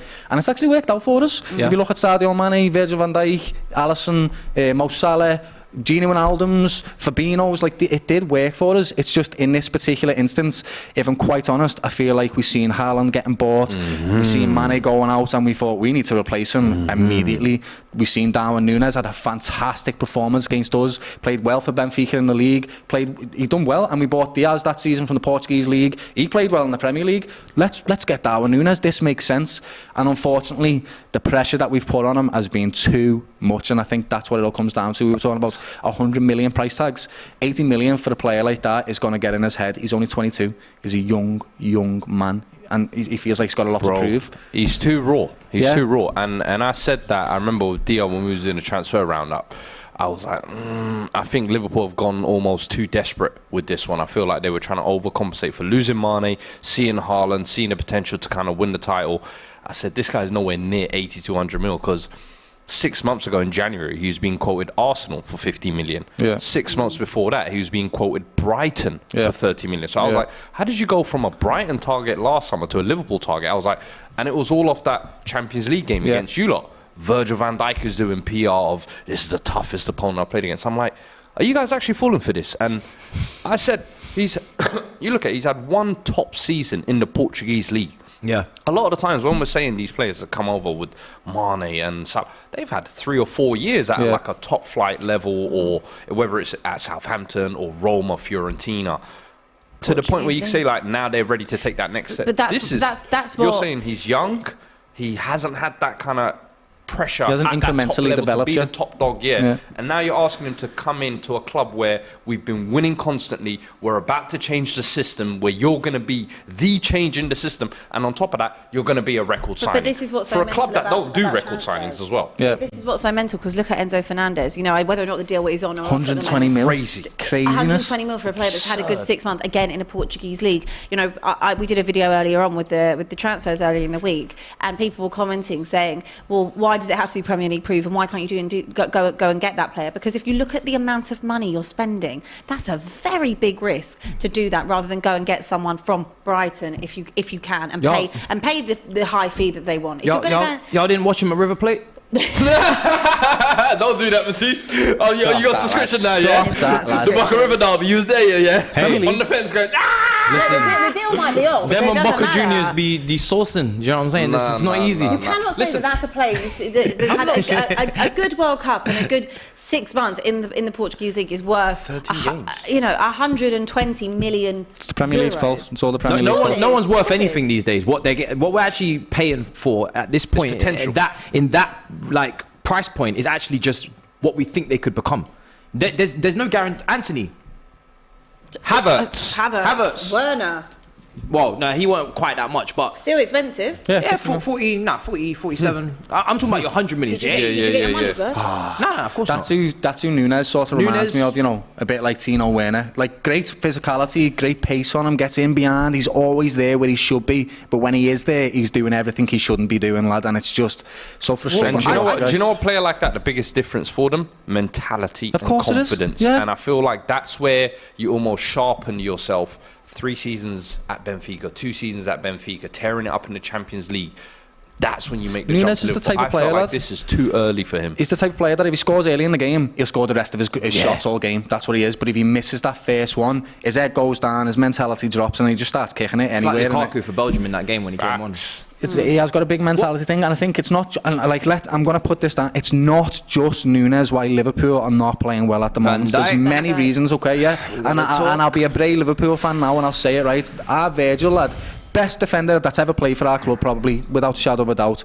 But this season, he's dropped. He really has, and his performances are just right down there. There's a chat here that says Sven Botman is better than Van Dijk. This season, I can't argue. I can't defend my. Then they understand. Like everyone's the thing is with Liverpool, right? Everyone's putting it down to our midfield. It's not. It's everything. Liverpool are known for chaotic, high pressing, heavy metal football like Jurgen Klopp. When was the last time you seen our front three pressing, going mad at that back line? Because it starts at the very top, and what's happening is that's lacking. Then it's going over the top of the midfield, and too many chances are getting created for the opposition because Virgil's not on his game. Matip's in and out of the team. So is Konate. We all know Trent's got defensive frailties. He's been your best defender since World Cup. And by the way, the last game that he played against, it wasn't Brentford, it was Leicester. the one before that. Oh my days, he was so good defensively. And Harvey Barnes was their best attacker. Yeah, I watched it. Proper he was brilliant. He really was, and he's been working on that this season. But there's so many different reasons as to why Liverpool are not where they were in the last few seasons. There's loads of people are looking for them. It's Alisson or bust right now. Question. I feel like one thing that's happening is with Liverpool, we're looking a lot at the players. Yeah. Do we need to look at the gaffer? Do you trust Klopp to rebuild this back to the level of what you've seen over the last 5 years? Because I think it's always been the question, 7-year Klopp or whatever. I'm not talking that. But I just mean generally, when you see the way he's talking in the press, the fans are asking too many signings. In the summer he got it wrong saying you didn't need a midfielder. Then last day, we do need a midfielder. Are you starting to look at him and think, listen, because don't get it twisted, he's taking you to a level you guys never thought you'd get to, so you're eternally grateful for him, but that doesn't also mean you can't criticise the man, if that makes sense. And I feel like sometimes Liverpool fans are a little bit scared of that because of what he's done for you. It's not Klopp. No, Pep Linders is right. You see, Linders, this is what I was hearing lately. I'm like, why is the assistant Pep Linders, getting... right? Pep Linders. He's released the book and given all the secrets. Is this genuinely who you're blaming? No, right, let's be real. Before we get to Pep, I just want to talk Klopp though. Do you think he can get back to that? Absolutely, yes. I think that we haven't had an example of it because on his 7th year he's left the clubs. But everybody in the Liverpool fan base right now is looking for reasons as to why this club's not working. And there are people talking about Pep Linders and his book about how he exposed our tactics and all these mad things. I think the reality is there's just so many convoluted reasons as to why we are where we are, and the same reason why Arsenal and Newcastle are. It's mentality. It's all come down to mentality. We've been pushing and huffing and puffing for so long, and I don't think it's Jurgen Klopp, right? When we look at it, when FSG bought Liverpool, okay, we were £300 million. That's how much they paid for us. Since then, we've won every single cup you can possibly win, and the value of the club now is £3 billion, okay? We do not spend that much money. I know everyone thinks we do. Our net spend's been around 15 million net spend, as in like we sold, bought, all that stuff. 15 million a season, right?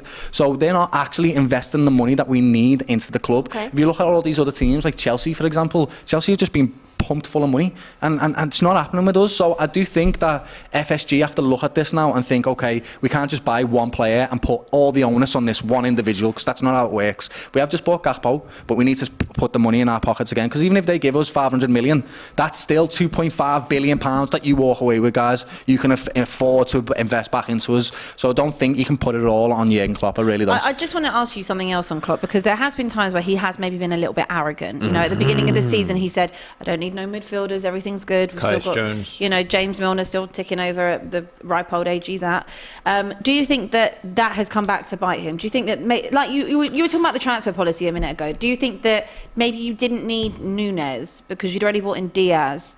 You already had Salah still. You've just brought in Cody Gakpo. I know that's a little bit later, but do you think that the real focus should have been on improving your midfield in the summer? I think that's a difficult question. Michael Edwards has gone and he's probably taken more ownership of the transfers and things like that. Yeah, without shadow of a doubt. When you look at our midfield, Abby, there's plenty of them. It's a very congested midfield. So if you look at that as a manager, you think, I don't need centre midfields. I've got Tuchel did the same thing. I've got Ox, Milner, Henderson, Thiago, Fabinho, Keita, Elliott, Calvario, Jones. Keita, Jones. That's 9 centre midfielders. Isn't it the manager's job to look at, you might have 9 or whatever, but you're looking at the quality and the age. And for the way that Liverpool play and the tactics that Klopp wants to play, the intensity, the possession and the turnovers and the transitions from the midfield, and how much they protected your defence. You know, that's your engine room, especially for Liverpool. For me. So when you look at that and you say, I've got loads, I can have 10 midfielders, but if only 2 of them are still at a top level. That's the point. And that's the point. What we're looking at right now is we've got 3 midfielders that are consistent. And I say consistent in performance because they do play well. Hendo, Fabinho and Thiago. This season, Fabinho's been off it. No. Fabinho's been off it this season. Thiago's been our best midfielder. Hendo's been off it every now and then as well. So when you're looking out of them 9 midfielders, only 3 of them are consistent. And when they're off, what then? What happens then? We bring in Keita, who doesn't really want to be at the club anymore.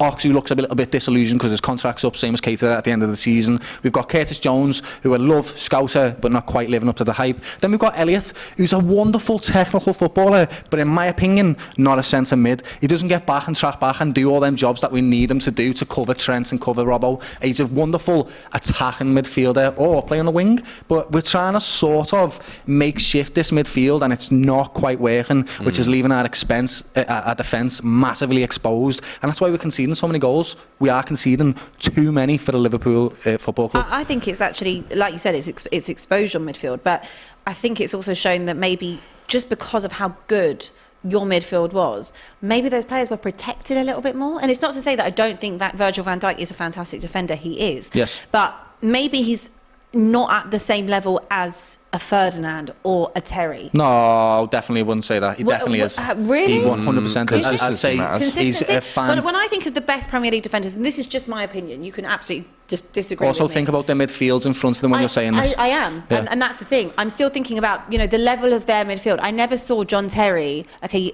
really drop a level. No. I never saw Ferdinand drop a level. They also done it over a longer period of time. Yeah. But I over a period of time towards the back end. But I'm saying that in all those years, they had a great midfield in front of them as well. And they were maybe not ever as exposed as much as we're seeing right now. Yeah. Do you know what? Yeah. 100%. I've had this debate already, and I think it can't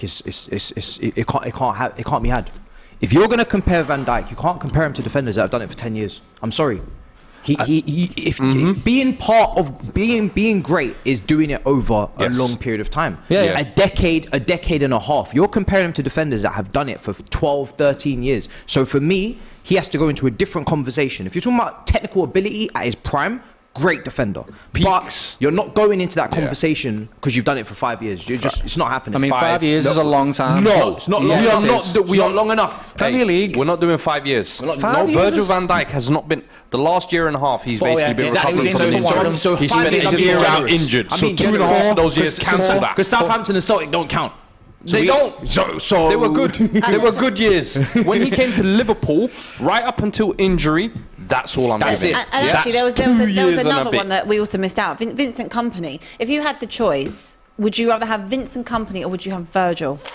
It's the one I'm always like, I don't know. It's difficult. I genuinely don't know. Company's the better leader, without a shadow of a doubt. Company is the better leader when it comes to definitely Virgil and him. Yeah, but Virgil's the better footballer, without a shadow of a doubt. Fair. He is a I'd better agree with that. footballer. I've just seen this really interesting thing which DR have just tweeted, and it's about Premier League 5 years spend. So Liverpool are 7th in that table. So since the 2018-19 season, Chelsea have spent, how much do you reckon Chelsea has spent? A lot. Tell me. Just give me a Why figure. are we talking about Chelsea? Give me a figure. I'm just going to We're go through just this. playing guessing game. Give Come me on. a figure. $1 billion. Update on the FA Cup scores. Sheffield United 2-0 up against Millwall. I'll give you the figure. 850 million. Nearly a bill. Chelsea have spent. Wow. Manchester United in second with 691 million. Manchester City in 608 million. Arsenal with 552 million. West Ham in 469 million. Tottenham with 463 million. And Liverpool 7th with 442 million. The others remain as Wolves at 435, Aston Villa at 423, and Newcastle at 387 million. So, if you look at that, right, Liverpool have spent a lot of money, it looks like, but we actually have sold a lot of players as well on the back of that. So we've ended up spending, net spend, a very small amount compared to these other clubs like Manchester City and Chelsea, who don't necessarily need players to leave the club to bring them in. And that's what we've been doing. And I think we're victims of that in the sense that we're putting all the responsibility on one player, and it's worked for us so far. It has. Mo Salah, Virgil van Dijk, Alisson, it all worked. But on this instance, it's not, and we bought wrong, and we put all our chips into one basket, and that's it. We've got no more money to spend. Yeah. But as you look at all these other clubs, they go, it's not working, let's get someone else. Lukaku was gone straight away. They bought him for 100 million and went, get out, lad. This is why they put the club up for sale, though, I guess, isn't it? To try and get that kind of outside. Because it's not actually up for sale. They're selling a small part of the club, like a share of it, so that they can get some more money. And I think, if I'm totally honest, I think it's because we're looking at someone like Jude Bellingham, and his price tag is going to be insane. And I think we can't really spend that money, even though you definitely can, because you've got £3 billion and we've made you that money. You definitely can. But yeah, they're looking for more investment. Because if you look at Red Sox as well, the other team that they run in America, they are so annoyed with FSG at the moment. They really are. Yeah, I've seen some of their fan base going mad about it. So why don't you try having Enoch and Daniel Levy and see how that fares? But at the same time, this is the whole dilemma of all this, right? It's very difficult to argue, right? Is Liverpool and our fan base have been very prideful in the fact that we've built our club in the right way. We haven't spent in this big massive price tags, and we bought players for 30 million and turned them into world class and sold them for whatever else. So you can't have it both ways. It's difficult to say we built it in the right way, but now spend all your dough. Yeah. So it's really difficult. Look at it's that. very difficult. And what it comes down to is the choice of buys this season haven't been the best buys. Nunez, I like you, lad, to do, but yeah, it's time to go. This super chat as well is saying, with Edwards and Ward leaving, could Liverpool scouting be badly affected? Yeah. Less hit and more misses. Less hits, and more misses. Hence why Darwin Nunez is seen as a And flop. let's not That's forget exactly as well, what I you just know, said. exactly that. Do you remember that Jurgen Klopp didn't even want Mane and Salah? He did want money. He wanted Julian Brandt and Götze. Yes, and then Salah and He Mane. definitely wanted money. He definitely wanted money. Even when he was at Dortmund, he said, I want you to buy Sadio Mane. I promise you he did. Okay. I'm just trying to run a bit of the Another super chat says, it's nice to see 3 new Man City fans on the set today. Matt, Abbi and Fuad, you guys should all do City watch-alongs from now on. By the way, Doyle Nunez is shite. Yeah, he is. He's not very good. That's mad. No, I just want to ask you one thing before we move on from Liverpool. What do you need to do then? What's going to fix Liverpool this season and going into next season? I wish I had the answers, Abby, but I don't. I think what we actually need to do is probably buy another attacker, somebody that can sort of take the pressure off. So that's what we've done with Gakpo. I like that buy. It came out of nowhere. It was under the radar. I think he's got a good prospect. He's had a good season in the Eredivisie in the Netherlands League, and he had a good World Cup. But we actually need to buy 3, maybe 4 midfielders and another centre-back. Wow. That's what I genuinely believe. Yeah, we do. If you look at it, Kite is going. He's injury prone as well. Ox injury prone. Yeah, and then also Hendo's injury prone, and he's not necessarily on his way up in his career anymore, okay? I'm not saying he's on a decline. Yeah. I'm just saying he's not necessarily on the way up. Yeah. So we need 3 to 4 players that are going to come in, bring some energy, and bring the culture back and the mentality back to our team, because that's what they're suffering with right now. And everyone's getting like the individuals are getting all this pressure put onto them, and it's not really where we need to be focusing. We need to be focusing on a new mentality and instilling a new culture for a rebuild, because that's what we need. Yeah, Okay. we blazed through these super chats. We've got loads coming in go as well. United need to buy one of Neves or Tielemans as backup to the left controller role that Eriksen operates in. I think Tielemans for me is a no-go. I don't think defensively he's going to give you what you're looking for in that position next to Casemiro. But I do agree with you that you should not probably be using Eriksen as heavily as you are. Adam says Virgil van Dijk can't even lace Vidic's boots.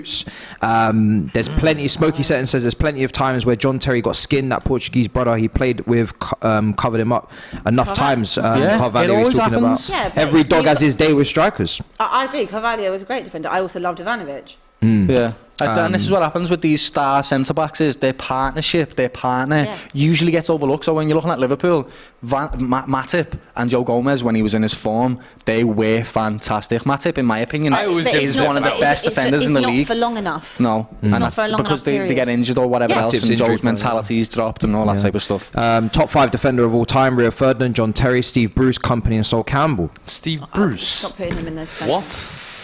Brother, relax. We don't put Sol Campbell. No The Tony same- Adams. People just disrespect Tony Adams. How long did Sol Campbell do it for? I'm a Spurs fan. Hey, how long did Sol Campbell do it for? Sol Campbell's another one as well. How long did he do it for? I would say from 99 2000 till about 06. So what's 6 years. 6 years? Yeah. I don't More count. than Virgil. I don't count him in no one. Yeah. 4 years. Invincibles. 4 years. Yeah. 4 years. Big Sol. The same Pool fans who overhype these players are now saying they're not good enough. Serves them well. Also, No. should we talk about Klopp's system tax? Right, Klopp's system is definitely changing at the moment. We've bought a striker that's a full-on number 9, and we're trying to implement a 4-2-3-1 type of system. That's what we're doing. I'm trying to make Salah into a playmaker rather than a finisher. Without a shadow of a doubt, we're going to suffer while that's happening. Any team would. We've got to look at every team in the world, right? No team stays at the top forever. They simply don't do that. Look at Juventus right now. Look at Barcelona right now. They fall. And Liverpool have done this, and they will do this again. But they will come back the same as every other club does. It happens. But that's and the thing. Will you? Yeah. That's the question. Without a shadow of a doubt, yes, we've won 6 Champions Leagues. They didn't come from being the best all over the whole time we played football, lad. Well, they come from going up and down. I'm sure people in like 91 were probably thinking that as well. I mean, it takes a long time. To be fair, I reckon people thought we'd have another round after 60. That's what I'm 61. saying. Like sometimes it doesn't come back and you don't It even don't realise it. come I'm back. sure after Invincibles, Arsenal didn't think that was going to be their last Premier League But it's title. not, because they're back now, aren't they? But it took a long 20 years. No, I ain't But going to this say is what it's going to I'm be in the saying. next 2 years. Yeah, It might not but be in this the is what next I'm 2 saying. When you years. say we'll be back, Yeah. people are like, hold on, when do you mean? Global warming is happening. 30 years. It took Liverpool 30 years. To win the Premier League, it To didn't win take the us Premier 30 League. years to win a Champions No. League, though, and we won European Cups and we won FA Cups, so we were always there or thereabouts, Yeah. and that's what the big clubs are like. They're always there or thereabouts. Right. Fossil fuels, man. Race against time. Listen, we are going to take a quick break because we have got a clip of Matisse playing bench, sell, Oh, God. or damn. keep. So let's run the tape quickly. Run the team. Conor Gallagher. Sell. I'm going to sell him as well. I think for me, technically, he's just not good enough. I think he's a hard worker. He's got some attributes, but for me, Chelsea midfielder standards, I think we could do better. So I'm going to sell. Ruben Loftus-Cheek. Sell. I love Ruben. Came through the academy, but I don't think he's going to make a stamp on this team to the way that I would want him to do it. And I think got a lot of young players coming through in that position. I want to give him a chance, so I'm going to sell.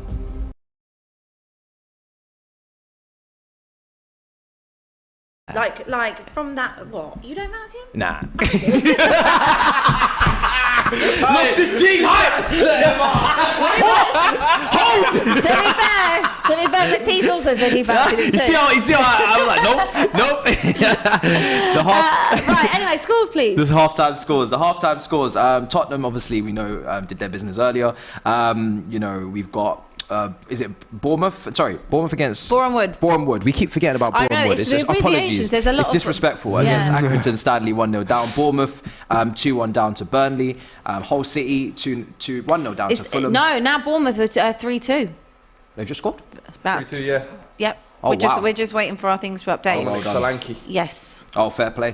Middlesbrough, 2-1 down to Brighton. Millwall 0-0 with Sheffield United, and of course Shrewsbury 0-0 with Sunderland. So we're waiting on our update there as well. That was hilarious. That was. Anyway, moving on. I love that they didn't even shout when we were coming back from the break. Thanks, guys. Thanks. Anyway, let's move on. FA Cup memories. I want to know you guys' best and worst moments of the FA Cup. Drogba. Need I say more? That's my best memories. Drogba. Just You've got to think far back. by himself. Mate, I don't have many I great don't. memories. That's why of you the just need FA to win Cup. one, Facts. so that you can instantly Look go, at this is my best memory. Don't do that. Right, you're listening. If he wins an game is FA about Cup, glory. right, you'll see him right on that camera saying it's the best cup he's ever seen in his life. Doyle. It's beautiful. He's so happy about it, and you know that's true. What's their slogan? Why he sits there and goes, What's "Oh FA my Cup, God." Bev? What is their slogan? I've not said a word. What? No. The fact- Yeah, okay. Hold on. Your face said it. Your face Your said face it. said it. The fact that you're stuttering tells me already that you need this FA Cup. What does it say in your very stadium? What is one of your slogans? His face. What is the game is about glory. Yeah, but we don't have no glory. Exactly. So you guys need to get on the page. You get on the right to page. is to do. Huh? The dare There is is to to do. It does also say this. It also says the game is about glory. The dare and today is to do. I must have looked past that one. So what is the dare? What's the? Oh, so maybe we don't know the dare. The dare is don't dare win is to nothing. If an FA Cup win happens, Yeah. I would love it. It would be a lovely day. Of Yeah. course it would. It'd be nice. And of course, I would love a memory to recall back. But if it doesn't happen, Nah, you man are too used to not winning, man. yeah! Listen, you can't. Yes! It's a glorious You can't feeling, have- honestly. It feels so good You when your can't team have lifts a trophy. expectation when there's But literally what been I don't like is you no try and expectation. almost like equate it like that, me winning that is like, winning a Champions League. I'm like, nah, bro. No, there's, no. There's No. levels and brackets. And I 100%. feel like Yeah. everybody tries to lump this FA Cup into this major on it bracket. And I'm just like, bro, it's the FA Cup. All right, cool. Because even if we win the FA Cup, people are going to be like, all right, now when you're going to challenge for the big boy trophies? And let's be honest. Like, if Spurs win an FA Cup or a Carabao Cup, people don't all of a sudden go, hey, well done. You've won some silverware, pat on the back. It's like, all right, what next? Because it's not the pinnacle.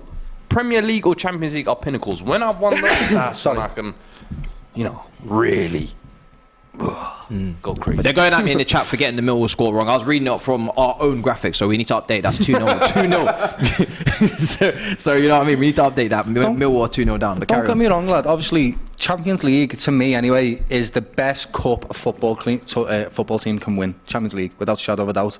But any type of cup that you win, still, it doesn't feel as good as winning the Champions League. No, it doesn't. But my body doesn't know that, lad. My body's still happy that I'm watching Jordan Henderson grab something by the sides and go, Giving it There's tippy something toes. about it. it's special, lad. It The creates fans, this like elation. Everybody's celebrating memories. Yeah, it's the same fact that You right don't now. get that with qualifying for the Champions League. For example, he can watch his team finish 10th this season, right? Because he's just won a Champions League and he feels okay about it. He's got Literally credits in the eradicates bank. everything. Yeah, you sort of, it gives you leeway. You feel okay if your team loses because you have won.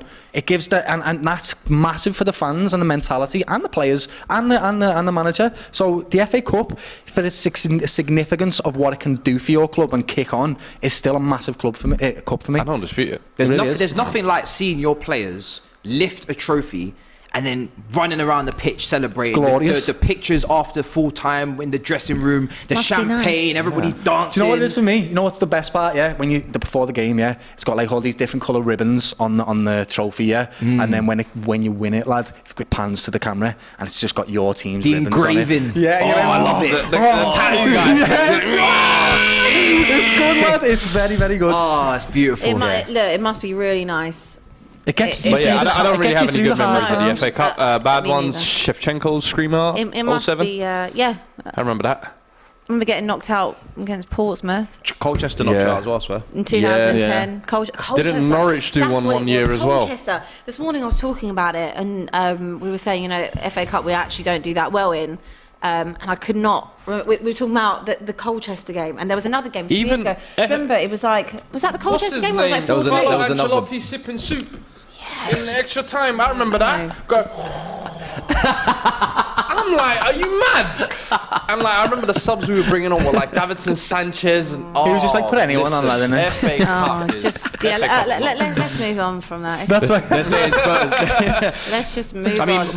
my best memories are definitely because we had a bit of we had quite a bit of FA Cup history before Roman came in. But Dennis Wise. obviously, for me, Drogba, because Drogba as an individual was all about these moments. We're talking at Wembley. We're talking about, you know, last minute winners. We're talking about beating Arsenal, beating Tottenham, beating, you know, Man United, Liverpool. Drogba always stood up to the test. You actually just knew going into Wembley finals, we're going to win. Drogba. Yeah. As long as Drogba's there and I can see his face and I can see him in the tunnel, we've won. And that feeling as a Chelsea fan, I miss that feeling. We don't have that right now, but that feeling back then was just like, it was almost like too cocky going into finals, because if Drogba's playing, of course he's going to score. I loved Drogba. Watching your team playing Wembley is a special feeling as well. I mean, last 5 years they've suffered. They've suffered in the Wembley Stadium, haven't they? They've been to like 5 finals. How many finals have you been to Wembley, lad? 5. And lost them all. Yeah, that's pain. So they'd be dying to get this FA Cup this season, without a shadow of a doubt. Yeah, we already know my favourite moments of the FA Cup. West Ham lad, Steven Gerrard, 40 yards, 94th minute, best goal you'll ever see, clutch player. Then we went on to win it, and it was just that'll stick in my memory forever. It literally will. And one of the reasons why I like the FA Cup is everyone has a shot at it. Everybody gets to play in this cup, so you get to watch lower league teams play against the big giants. And what's better than seeing a Premier League club getting knocked out by a lower league team? Isn't that glorious? Yeah, it's beautiful, It's glorious. We can all celebrate that.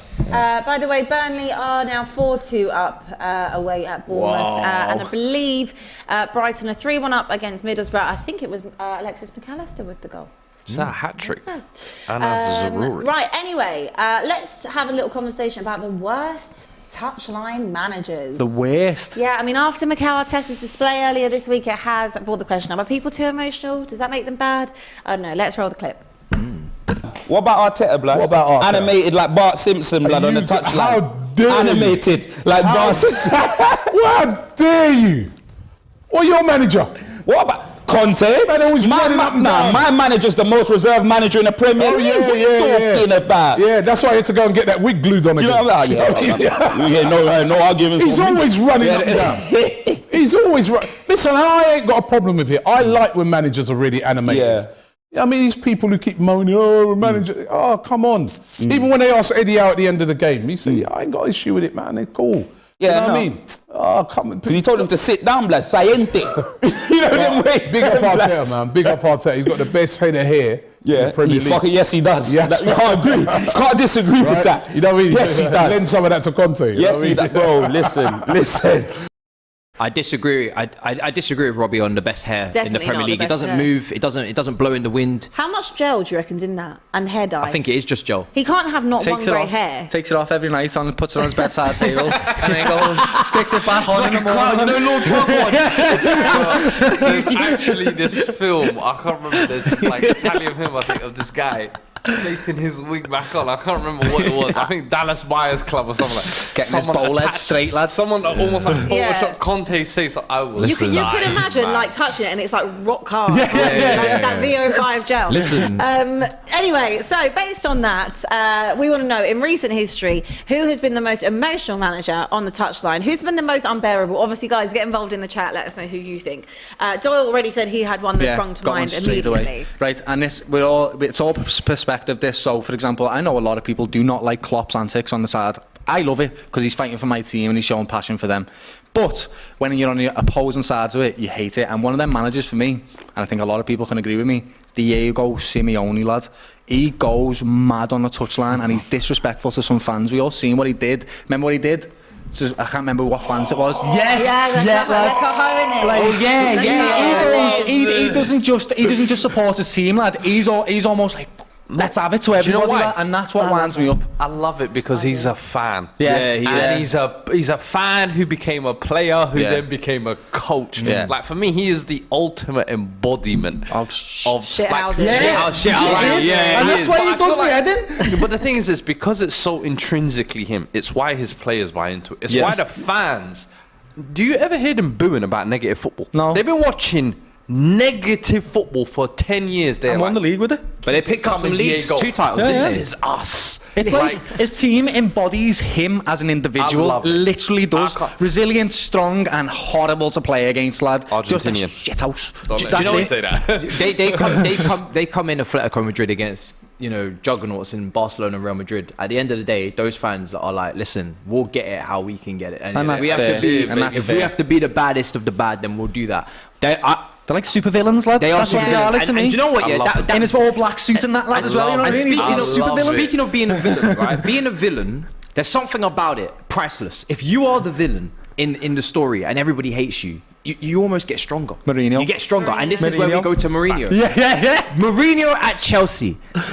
This guy, even Mourinho, the second time at Chelsea when he's shushing Liverpool fans, Brendan Rodgers, remember the game that you got? I mean, I love him. I'm not going to lie. I like Jose Mourinho. I hate him, but I love him. Running down the touchline against Alex Ferguson, Porto, going the length of the pitch at Old Trafford. Do you know what I mean? Like Barcelona, when he went back there for Inter Milan, coming onto the pitch, and the whole of the new camp, and he's shushing the whole night. Done against Tottenham, didn't he? did love to When he- shush people. I love him.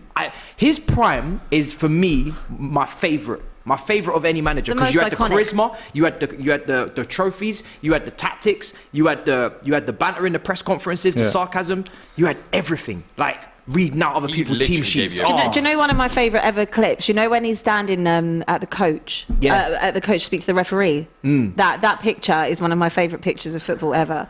The Mourinho waiting there. Tottenham as well. Did he not have a moment where he was on the bench? He was on the bench. Yeah, and then he was getting With that's the the- meme. That's the meme. His assistant goes, hey, did you see that on ball? Yeah, Sacramento. Yeah, I did, lad. What's going on? And they cut it up. And also, like even when he was at United, I remember I think we lost to them, and there's that picture. It goes from Poch to him, and he's giving it the shush. Yeah. He loves Yeah. to shush people. I love it, man. Is that bearable, or is that something you love? do you know what? Entertaining. That's what that is. I think you have to love him, because I think you have to love him. People say he's arrogant. I've just seen it in the chat now. He's arrogant, but he had the credentials to back it up. There you And go. then you saw the emotional side of him when he left Inter Milan and he's going to hug the players and he's crying. Like, Mourinho is in Stormzy's music video. This guy is a legend. I won't take any Mourinho slander. I agree. Or even the advert. What was it? The Paddy Power. Yeah. That was so Bro, good. he's that Paddy just Power an icon. I am He's Jose everything. Mourinho. He I'm is Jose that guy. Mourinho. I am Jose Mourinho. That was very good. He's just that was so- a good impression. And then he's humble enough to cry over a Conference League win with Roma. Like, I'm sorry, I just love the man. I really do. so He's do I. special. Jose Way, man. He's I've been telling He's people. football right here, and his heart is right he here is as the well. goat. Lad. I love him. I do like him. I hate him because I've been on the receiving end of a lot of his shithousery, but I love him because he's just entertaining. I want to see him back in the Premier League just to watch his press conferences. Newcastle. Yeah, oh my God. I know you got a plan for us. Bring him back. Hey. I'm telling you. Bobby Charlton. Listen. You know what I mean?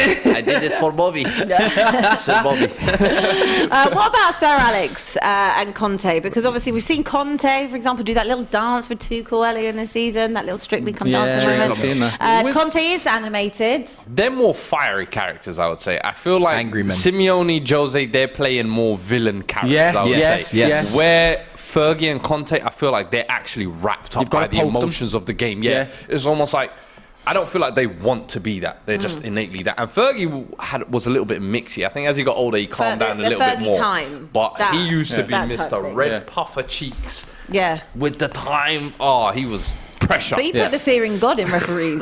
Fergie time was no joke. 100%. What were your thoughts then on Arteta? Because obviously we saw after that Newcastle game the other day, he was quite animated, he was quite heated. Do you want to see that from a why team not? that's top Yeah. of the table? Let him do what he's doing. Yeah, I mean, let's be real, right? So they've got to be professional to a certain degree. But if I don't see my manager passionate about things that I am also passionate about, Yep. I'm asking why. Why aren't you seeing the things that I'm seeing and getting annoyed by them? Because I am. Yeah. And you care about my club, and I care about. So I want that. I want someone that's professional enough to go, okay, I'm not going to let you rile me up, but I am going to say what I think, because that's important. That's important to mentality. That's important to his players. Yeah. That's important to his fans. He represents them. So I have no problem with him moaning. I really don't, because some of them decisions weren't great, lad. Yeah. So what is he supposed to do? Is he supposed to just say, them decisions that weren't great, yeah, cool? No, he's allowed to point them out every now and then, and every manager does it. And emotions get the better of you sometimes, and that's fine. I think the thing with Arteta, as long as you're not though, disrespectful. it's just that he's still seen as almost a young whippersnapper. Yeah. And it's almost he's doing well, but he hasn't got there yet. Why is he? Because usually that's almost reserved for the Mourinho's? Klopps, the Jose's, Yeah. the Simeone. Once you've got a few stars and stripes on your chest, Arsenal are getting there. Don't get it twisted. They're top of the table right now. You probably can beat his chest. But it's almost, I think that's where people are a little bit like, Arteta's getting a little bit carried away, you know. I think he should be though. Like, you're top of the table, you just dropped points. You feel like you could have had a penalty or whatever. But then I'm expecting you to be on fiery. the other end. If hypothetical, they do capitulate or whatever, do people not say, that's the moment? He was rattled, and it's these over emotional moments. You need composure from like your Tuchel guy in before charge. he left. Nah, That was an example of that for me. When somebody his mentality went too far. It was getting too riled up. Yeah, that's an example of when it goes wrong. It's a fine line. I feel like you want to tread with your emotions, and the thing is, Arteta's not normally like that. That's my issue with it. With Simeone, with Jose, with Klopp. Arteta's very cool. I'm not gonna lie, He's always the GQ magazine. His hair looks great. His hair looks fantastic all the time. If my player's hair got pulled in the box and it cost us 2 points, I'd be on that pitch. I'd be running onto that pitch. I'd be running onto that pitch. I'd be on that pitch. I'd be fighting Romero. I'd be suspended. 6-game ban. 10, 7, 8 game ban. I love it. Do you know what I love? I got it. Listen, I'm telling you. So I think he handled himself pretty well, because I would have been banned. Like, I'd be in a technical box upstairs. Nah, it had a good grip. I'd be like Wenger standing in. Had a very good grip on that. I think it's got to be when you're having a press conference. It's got to be. This is everything that I think went wrong, but at the end of the day, we didn't win, or we didn't get the result we wanted because of our own team and our own responsibility, and we'll go back and we'll change that. But he's allowed to point things out that went wrong in the refereeing, in players' decision making, and whatever it may be. They're allowed to do that, and I think people want to see it. It's entertaining. Another goal, by the way. Go on, give us the Blackpool scores. 3, Nottingham Forest 0. Oh my! Nottingham Forest beat us. They drew with us. What's going on? They drew with us, and it's obviously different circumstances. I don't know what their starting 11 is. Yeah, but still, lads. Still. I mean, they just bought 18 new players. I'm sure they've got lots of new players to still play in this Finally, club. some rotations happening maybe, and we're starting to see some new signings. Probably people are making their debuts. Also, why would they rotate the squad? Like, let's be honest, they're not playing in Europe. This is probably their only chance to win a cup. Why would you play a weak side in the FA Cup? I don't know. It's like we said with Everton, relegation battle. Let's read some of the chats. Actually, do you know one manager we have forgotten though in all of that discussion? Yeah, I know. We didn't actually mention Pep. This guy was doing tactics by himself on the touchline. This one for me, there's no one sitting next to him. Do you remember the two? Do you remember the two against Liverpool? Yeah. Memes Pep has. Yeah. Oh, he has to be there, best, man. lad. And it's like, it's who he is. Yeah. He can't help it. He is someone who lives and breathes football. But you would put him in the Sir Alex and Conte argument rather than a villain. He's not a villain. No, he's not I a villain. don't know. But the sarcasm lately, I'm not going to lie, it's starting to... No, do you know what? I feel like Pep is a villain, but he's just very good at looking like a face. He's the top. If that makes sense. He's the CEO. He's like the the bald CEO. Yes. The top villain. And he's masterminded how to look so calm and believe me, more than you believe. That's one of the most iconic. But inside he's plotting, lad. Do you remember there was a fan one time who ran up to him trying to get a picture of him when he was on a pedal bike? Yes. And he's like, he just gets off the bike and gives it to me. He goes, take the bike. I'm like, bro, he's not robbing you. I'm not a picture like that. I'm telling you, Pep's a villain, man. Right, let's have a few super chats. PLS27 said, I'm a Barca fan and I'm going through one of the saddest periods of my life. I can't imagine being a Spurs fan, man. Too much pain. Why did I even read that? The voice went down and down as she carried on. Barca fans trying to relate, Yeah, Smoky Settings. Yes, Barca fans trying to relate. Shut up. Smoky Settings. Thomas Frank has the best hair. Pep has the worst. Oh, not a fan of Pep's hair. Pep doesn't have any hair. He also says, what about the RB Salzburg manager versus Chelsea? Gritty. Oh, yeah, fair. Yeah, that's a shout. Alternate Cavs. So question for the panel. What do you guys think is the reason for Man City's struggles this season? Same as Liverpool's mentality. They have been pushing and pushing and pushing and pushing for the last 5 years. Played some of the best football the Premier League has ever seen, if not the best. They got 100 points. They've been a massive competition with Liverpool. And now, even with the best striker that probably we've seen in a long time come into the Premier League and hit the ground running, they're still not able to push to the levels that they were doing because their mentality's just dropped. It's a massive thing. It's huge. I don't think people understand. The reason why Newcastle are where they are is because their mentality is fantastic. If you put Man City team sheet against Newcastle's team sheet, Man City every day, you look at that squad and go, wow, they should be winning the league without a doubt. But it's not working like that because mentality, Newcastle are right here and City are here. It's just the way it works in football. It cycles. Tactically, though, I think as well, they're very, very predictable this season. Very narrow. They don't have any width. They don't have any runners like they used to. You know, they used to just have like a Sané running in the That's mentality. off the ball. That's mentality. But For I me, don't think that, it's lad. mentality because I don't Grealish also. can't play like that. He physically just isn't. He's not going to be a runner. I think it's putting all your eggs in the Haaland Mahrez. basket, Yeah, and and the Nunez not basket. actually keeping a plan B Yeah. back. You know, once you sold Jesus or Zinchenko or Sterling, I think that was the City way of playing, and now they're adapting to playing a different way with Haaland. But Yeah. they still should have kept that plan B, so if plan A isn't working. Yeah, and I think that's why when we were talking about Harry Kane earlier, going to Man United would be a great shout, because he is a plan A and a plan B. Yeah. That's what he is, because he's worked for so long in Tottenham where they've had to be dynamic and change the system. So, yes, I think Liverpool and City have put their eggs all in one basket with Nunez and Haaland. But I also think, again, it's mentality for me. It really is. They've been at the very top for the last 5-6 years, and now, like everything else, eventually it's going to fall, and that's what's happening. And you're seeing teams with better mentalities come up now. We've seen Leicester win the league all because of mentality, guys. It's all about mentality. That's what this is for me. True. Because they've got the players. They've got the players to win the league without a doubt. They've done it without Haaland last season. Yep. Yeah. But we'll see. It'll be a real test of them if they can catch Arsenal, and if we have a real title race on our hands. Anyway, you touched on Newcastle earlier. They're in the FA Cup. Do you think they should be focusing on the FA Cup or focusing on where they are in the Premier League? Or can they do both? Yes, I think both. I think if we look at Arsenal as an example, they would start of a project, and that FA Cup helped Arteta getting some credit in the bank so that he can continue his project and build a squad that is now top of the league. So yes, they need to be looking at winning these cups, because it gives the fans something to hold on to. Like I said earlier, winning these cups is a massive stepping stone to success. There's a reason why Pep Guardiola wants to win the Community Shield and wants to win the League Cup early in the season, because it creates a mentality for success. So yes, I think Newcastle should be aiming for everything they can win, and on the form they're playing on at the moment, who's going to stop them? Genuinely, because they look scary to play. They have not lost a game since Liverpool, and we just about beat them in the 97th minute. This team is coming, and none of us are stopping it. No, they need to be aiming for everything, in my opinion. They've got no European football as well, which is a very big advantage to them.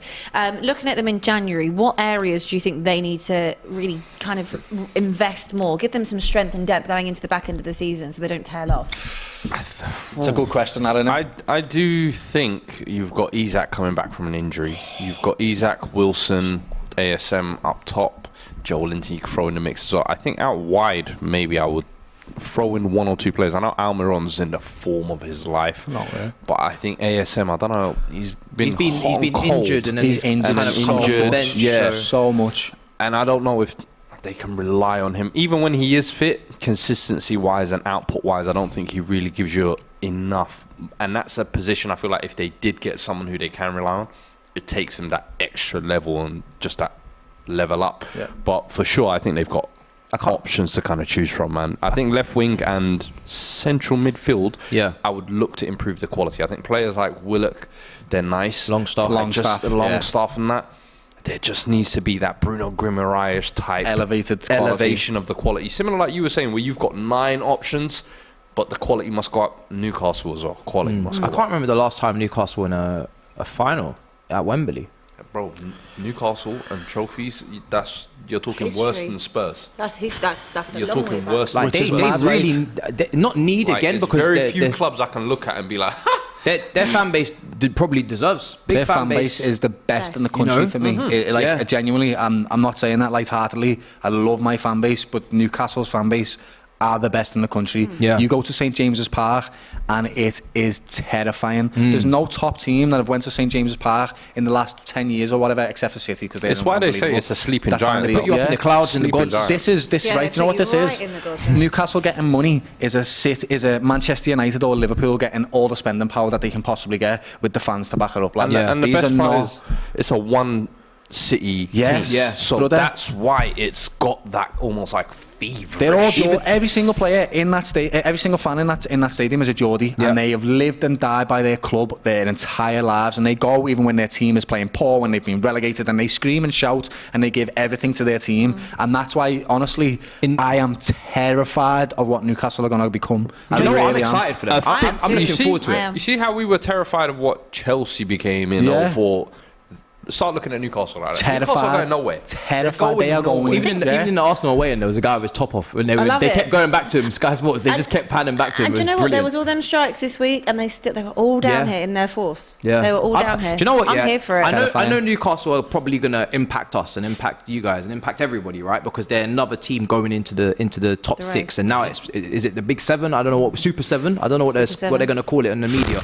But I'm happy for them, and I'm really genuinely saying that. Like, I actually want them to do well, and I know it's because they haven't taken anything off me yet. But this season they're probably going to maybe take a place off the Champions League. But it's going to 5 next year, so there's a bit more to share around. It's going to 5. It's going to 5. But you know what?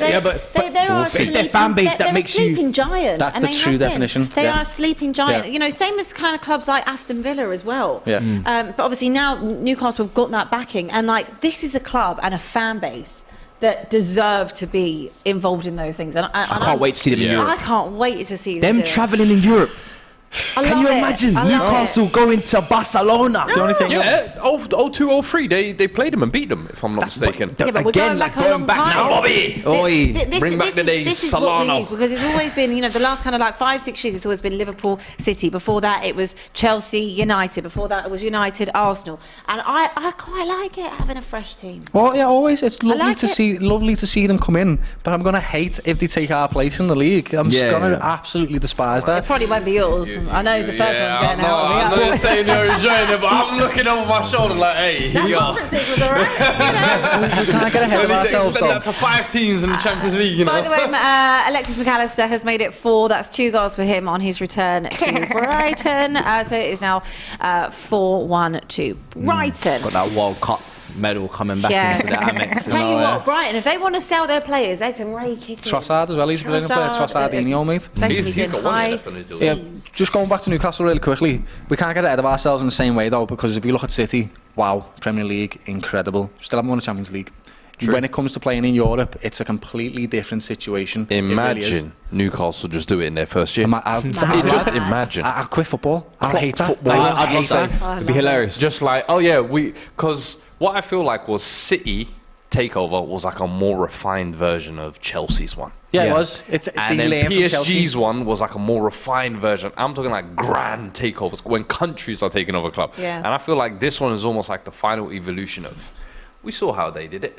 Yeah. We'll do it correct. They're not having a Joe. They're not having a Joe phase, bro. They're not doing none of that. They said, let's get some. There's no Joe phase. Let's go. There's no CSK Moscow steady Eddies. Let's get our Woods. Let's get our target. Steady Eddies is the right word. They're still spending within the budgets. They haven't gone and bought any. Incremental development. When they're buying talents, they're saying, let's get the up and comers who we can rely on for the next 5-6 years. Yeah. Botman, Guimaraes. Isaac.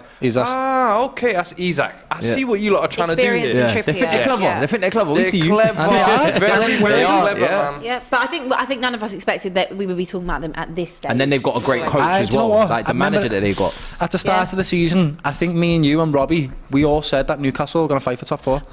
I think I might have said top 6. I don't think I said top 4. I said Europa. I think I said like 7 for something. Yeah, I think I said top 6 as well. top But 6. we all knew that they were going to be pushing because the form that they found last season was phenomenal. Was too good. It was too good to literally ignore. better than Liverpool and City towards the last end of the season. So they're not going away. They're only going to get better, and they're doing everything in the right way. Incremental developments, buying the players that they should be buying. Like Isaac, for example, he was the 3rd best player for his age group in the world last season.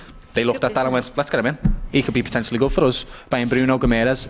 I didn't really hear Bruno Guimaraes, really, to be honest with you, before he went to Newcastle. No. They're scouting. Did you not? Oh, he's baller. Genuinely. So their scouting must be really good, lads, as well. Do you know what, yeah?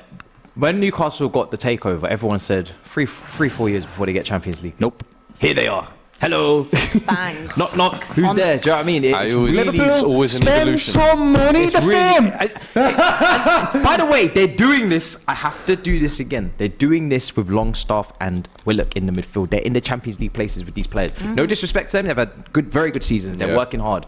But we know what it is when it gets those serious. Two signing a centre midfielder and a winger that just says, here we go.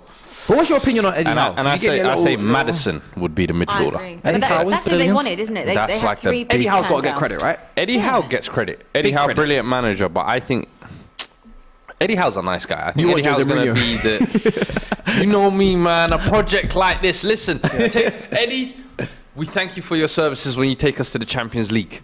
But once that comes, I'm sorry, Let's get a winner in. they need to. It's like Claudio Ranieri.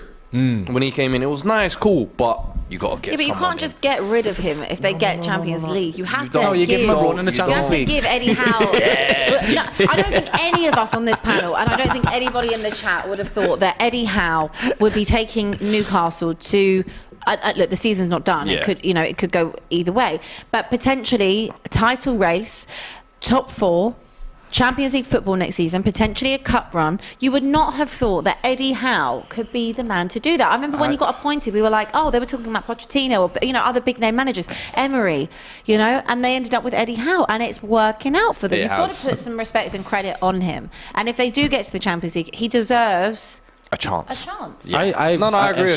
I'm genuinely going to be honest with you. I've always rated Eddie Howe, and I'll tell you why. Because when I said it earlier, I said, what was your favourite teams that come up and when they got promoted? Bournemouth, because they played phenomenal football in a 10,000 seater stadium in the Premier On a League, tiny and he budget. got the most out of them all the time. Yeah. Consistently got the most out of them with his team that he built up and worked his way up from the leagues, league after league after league. Yeah. So I always knew when he was going to Newcastle, this guy's going to be good. He's done it with less resources. He's done it with less fans. He's done it with less everything, and he was fantastic for how many years? 5 years. With Do you the reckon Bournemouth he team. could be there long term then? I think Or if do you he think gets to the he's- Champions League, they have to give him his opportunity in the Champions League. That's only fair. 'Cause he's 100%. earned it. 100%. But if he doesn't do it in the Champions League and he's got these different dynamics that are happening that he's never played in before, so he's playing in Europe, he's playing in the FA Cup, he's playing in the League Cup, now he's playing in the Premier League. It's something he's never done. Yeah. And so if he doesn't do well with that dynamic after a year of doing it, then get your winners, get your Jose Mourinho's in and whatever else. But until then,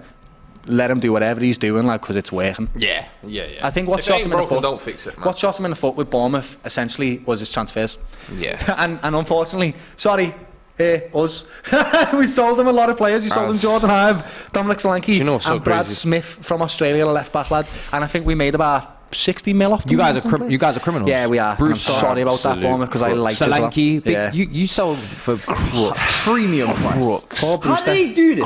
I genuinely They don't were, know. all like bench warmers as well. That's Yeah, the but, worst and thing. the thing is, playing. right, people look at Liverpool and go, if he plays for Liverpool, he must be good. But the reality is, They we take weren't- punts on players as well. We might be one of the top clubs. We take gambles. That's what What's that's what that you kid have from to do. Preston you lot signed randomly last year in January? Ben You Davis. were in that whole kid's career, just up and moved him for no good But now he reason. plays for Rangers. Just like, Doesn't he play for Hey Rangers kid, or something? you want to play for Liverpool? And for them, but it's a like, dream. That's a good team. But what was the point? He was happy where he was. Yeah, but he went from a stepping stone to Rangers. just didn't to he? on the bench for literally 6 months and then be like, oh, Nah. bye. Who are we talking Ben, about? what was his name? Ben They got that Ramsey Davis? Ramsey Ben guy. Davis, yeah, Ben Ben Davis. Davis. That's it. Ramsey from Aberdeen doing his thing in Scotland. Yeah, but Now look, he's he's a injured kid, now. though. Arthur He's a Mello. kid. Arthur See Mello. them? We got Arthur Mello this Arthur season. Mello, He wasn't yeah. playing a Arthur single minute of Mello. football. He's just my using your God, medical room. It yeah. happens, right? It happens in every top club. He's just there for a physio. Yeah, Saul him in it. What was his name? Sal. Sal Nunez. Sal Sorry, Nunez. Yeah. He played about 2 seconds of footy for them, lad. It happens in every club. To be fair, he bossed us in the Carabao. Was it the The FA fact Cup that in you let January? that happen is an embarrassment. You know what I'm saying? Let's move on to One game. oh my Literally one God. game. yeah. I But mean, it had to be us. It's also 5-1 now to Brighton. And it's 4-0 to Blackpool. And it's Abby. 4-0 to Blackpool Blackpool. have beaten Nottingham Forest, who beat Liverpool FC 1-0. Are Brighton going to be in Hold Europe? on. Right, Hold on. Let's make a note of that name right there. Dennis Undav. Dennis Undav.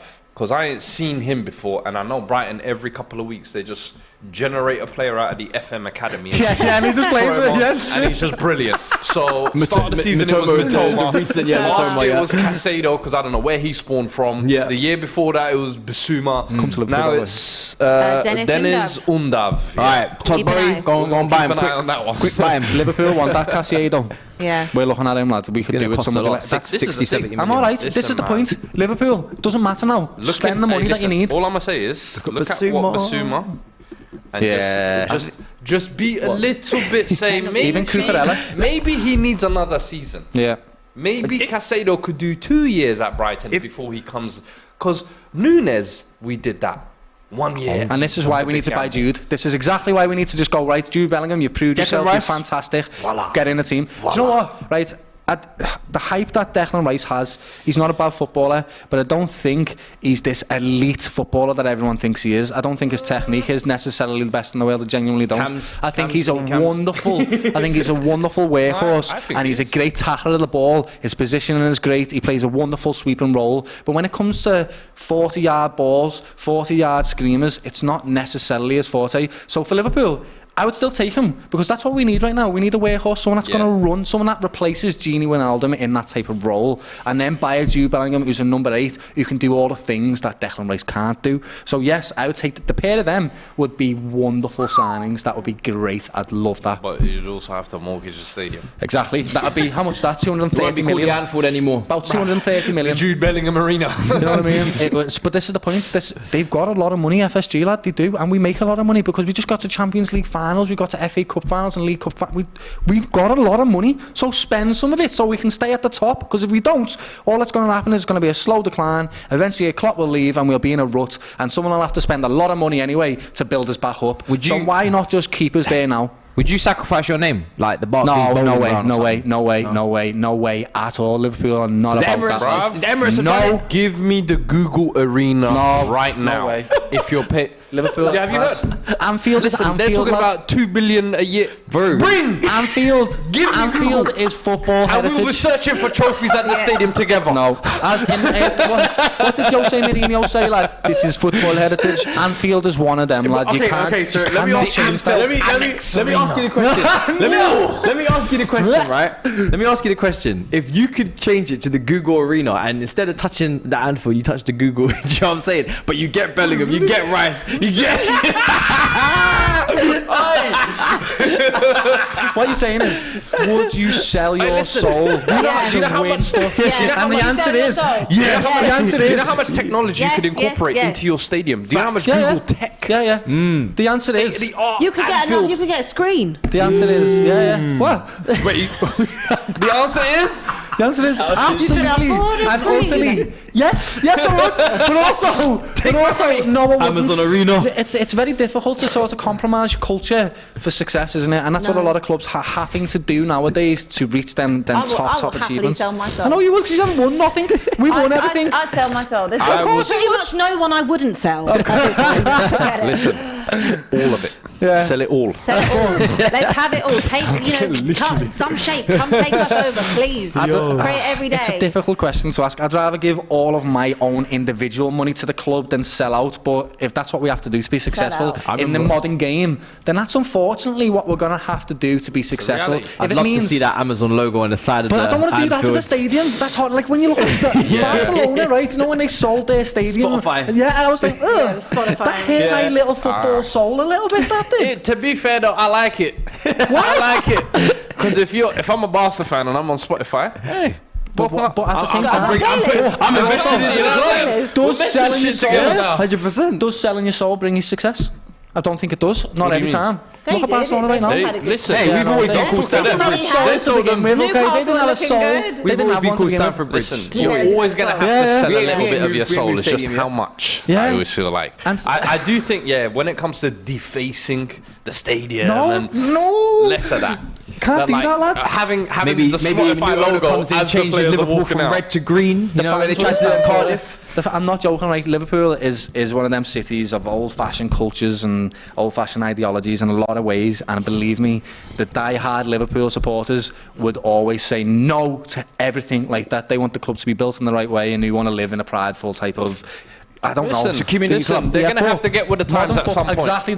Modern football is completely different to that. It's not what it is. But this is why sports groups can be successful. Because if you get a lot of investment from lots of different places, you're not necessarily relying on one individual to spend all of their wealth. And if you do that, you can still keep a bit of your culture. You know, you don't have to sell your TV rights because Joe over here is going to give me 20 extra mil and Darren over here is going to give me another 20 mil. So, you know what I mean? Like, you can work it out. And I think that's what FSG are trying to do. And if I can give them anything, they're great businessmen.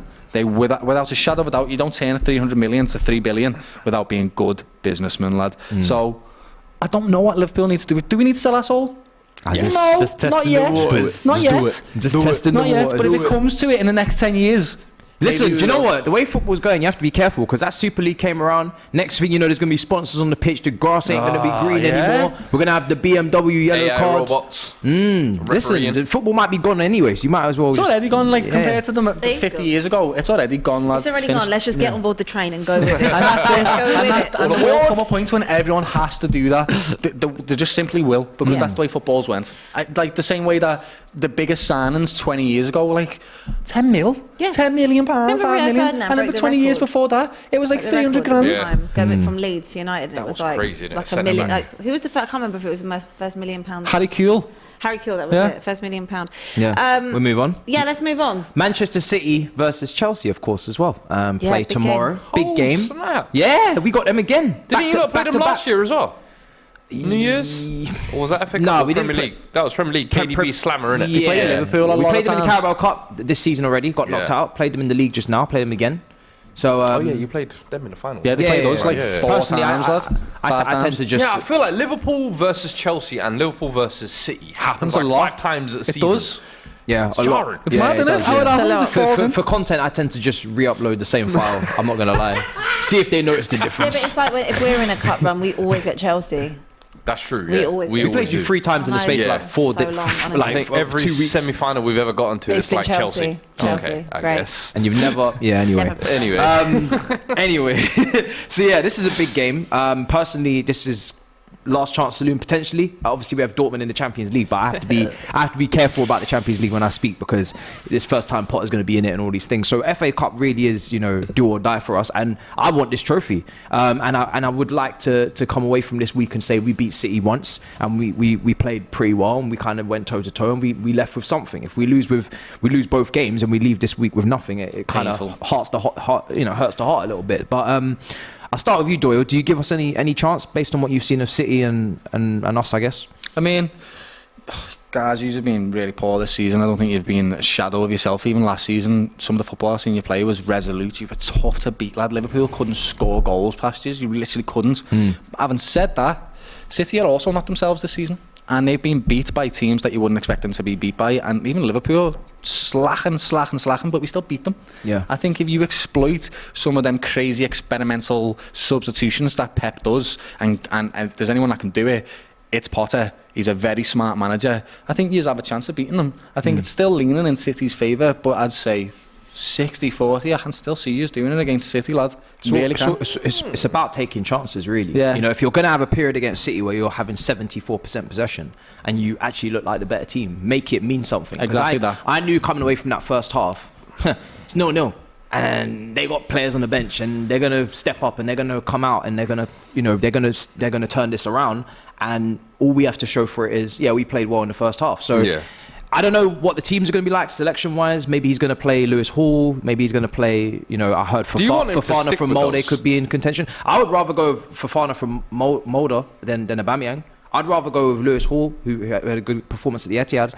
Carney had a great performance at left wing when he came on for Pulisic. I'm happy to see these players. I actually think it doesn't weaken us. I'm not going to lie. I think at this point we could still actually do the same, potentially same kind of performance. Maybe even go any further with them. I always think it's great when managers do that. Whenever it's like you're going through a rut, you're going through form. All right, the seniors are letting me down. I'm gonna select a few kids, and they always tend to do well as well. Some of the best players in the world broken out. Like, do you know what I mean? Harry Kane, like Adebayor. Soldado and Adebayor, Ferdinand, Frank Lampard, Trent. That was a last ditch thing though. Europa League, he got his chance. That saved Poch. Literally, he was on his way out in that November. I remember that Villa game. That was nuts. Like, I remember that game. You gave him a chance in the Europa League. He scored, didn't he? Next game in the Premier League, we said, bang, we'll give you a chance, boom. And then I think it was the Sunderland game. It was like, all right, we're not turning back. 18 games. That's like I said, some of the best football players that have ever played the game have come from academies and come from a manager instilling trust in the youth. Look at Steven Gerrard Saka as well. Yeah, Saka, Martinelli, Trent, there's so many. Frank Lampard at West Ham, Rio Ferdinand at West Ham. Wonderful football players that have developed and have passion and desire to play for the club. And I've said it 17 times. Mentality, it all comes from mentality because they want to be there. Exactly. But they're talented as well. But they really really want to play. But also, is sometimes when the senior players, you sometimes can question their dedication to the manager or to the club, and you know that when you've got a player that's 18, 19, 20 years old, and they want to break in, they want to prove themselves, and they know they're going to run their socks off for the manager, want to prove themselves to the fans, and do the best they can. So sometimes they're actually more reliable. Yeah, it's really weird. It's a weird dynamic, and that's why I ask, like, would you rather sometimes with a Fofana who's kind of coming in, got a point to prove? He just did the Drogba kind of celebration. And that's the thing, announcement photo. I'm already ready to get the shirt. I'm not gonna lie. I'm here for it. So, or do you just stick with the Aubameyang? No, there's no point sticking with the Aubameyang. Soulless and just here for almost a payday. There's literally no point in if you're bringing. I think Aubameyang, he didn't get any chances. He didn't have a shot in the first half. I think no shots on goal. Subbed on and subbed off. Subbed on and subbed off when you need a goal. That's crazy. You're subbing off your striker, but I didn't have a problem with it because it's not like he was effective. So I think at this point, players like him, you kind of just leave them to the wayside, let them do what they're doing and go in the summer, or even leave now and use Fofana. Because what do we have to lose? If Fofana doesn't score, well, we weren't scoring anyway. If Fofana has a great game, then it's a great moment for the kid. He's definitely gonna give us a little bit more in terms of technically. He looks like a player that can drift into the wide areas. He's gonna maybe. So I'm just excited. You want to try out some of these youngsters. I'm excited, So regardless, win or lose, if he plays, I'm excited. If Kane plays, I'm excited, and that's what it's about. At least being optimistic about the match. This is Potter's project, lad, and he needs to play the young players if he wants to develop them over his length of building this project. Essentially, if he's going to play not dead wood, I'm not going to say Aubameyang's dead wood because he's still a football player and he's good, but they're not aligned with the project in the next 3-4 years. He'd be gone. His contract's till 2029. Fofana's contract. Oh, Fofana's. Yeah, 2029. Aubameyang's No, he's 2024. He's 20. Badiashile, 2027. He's handing out big. Bruv. All I can say is American sport contracts, bro. 2030. No, 2027. I can't lie to you. That's the second six year. left centre back that I've said should sign for us that I've now seen. Botman. Yes, I was saying all summer. I was saying we should get him. Newcastle winning ground. My other one was Badiashile. I've been saying for 18 months. My other one was always got Garvador. So silly. With him, I knew straight away in the summer when I heard that price, I said, yeah, he's for the upper echelon. He's not for us. But we need some serious money going. Daniel Levy doesn't do that. But I mean, like with like Botman, now he's going to be seen as like a premier centre back, and I'm like, we could have got him on a cheap when he just won the title at Lille. It's the same with Badiashile. He's at Monaco now. It's like Spurs always wait till the players at their premium, and then it's like Bastoni has his best ever season. We've always been too reactive, not proactive. But that is Tottenham. Right, before we wrap up, we have a little quiz for you guys today. I know the answers, you don't. Okay. Right, so I want you to name the top 10 teams that have won the FA Cup. You get a bonus point if you can give me the number of times they've done it. Arsenal 14. Okay. Need a top 10? All 10 of them? That's a lot of them. Shit. I need a top 10. So let's say that again. That is the top 10 teams that have won the FA Cup, and you get bonus points if you can tell me how many times. Arsenal, number 1, 14 times. Okay. Number 2. Man United. Yeah, Liverpool or Man United, I'm going to say. Which one? I got Man United. Yeah, probably go United. Anyone can jump in on this United with like 11 or 12. I don't even. Spurs are 4th. Liverpool, I think I've got 9 or 8. Surprisingly. Or something like 10. Is it top 10? Yeah, that's a lot. That's a mad question. Try and name okay, the top 10 let's all do it. Let's do this together, lads. Yeah. Yeah. Arsenal number 1. We all agree. Arsenal number 1. Yeah, that's easy. Second, Man United. Yeah. Okay. Third, how many do Man United have? 11 or 12? I think they've got 11 or 12, something like that. Okay. And then Liverpool about 8, 9, 10, something like that. Yeah. I Incorrect should know being that. third, though. Oh. Not third. But who's third? But then 8, 9, 10. I think Chelsea might be 3rd. Do you think? Because Chelsea have won a lot. Yeah. They were a cup team. But then have they won 10 in 20 years? I didn't feel like we had that. I mean, hide that screen. Yeah, I mean, hide the thing. We've done well in recent times. In recent years, you've always been FA Cup winners. But third? I would say even before that, you were known as like a cup team. FA not Cup a league been going team. on for a long time. Yeah, a long. That's what I'm saying. You've been around for a long time. West Ham, are they in it as well? I just assume Liverpool. Everton. No, West Ham are not in it. Everton have won it about one time, lad. They can get in the bin. How many have you won? Spurs have won it like 7, I think. I can't tell you. I just need you to give me a top 10 of the teams. All right, let's just say, is it Chelsea third? I'm not confirming. I need you to give me a but definitive you top 10. confirm Liverpool. All right, fine. Chelsea third. Okay. Yes. And then Liverpool 4th. Liverpool 4th. Spurs are 5th. Spurs are 4th. Spurs are 4th. Let's go. See, it's surprising. I'm telling you. Everyone says no trophies. Where's your FA Cup? Where's your FA Cup? You need an FA Cup, lads. Where's your FA Cup? Have we got 6 of them then? I should know this. Where's your FA Cups, bro? Oh shit! Are Liverpool sick? No, there's. Do you know what? There's clubs. Man in City, history. Everton, they got to be in Liverpool there. are sick. Okay.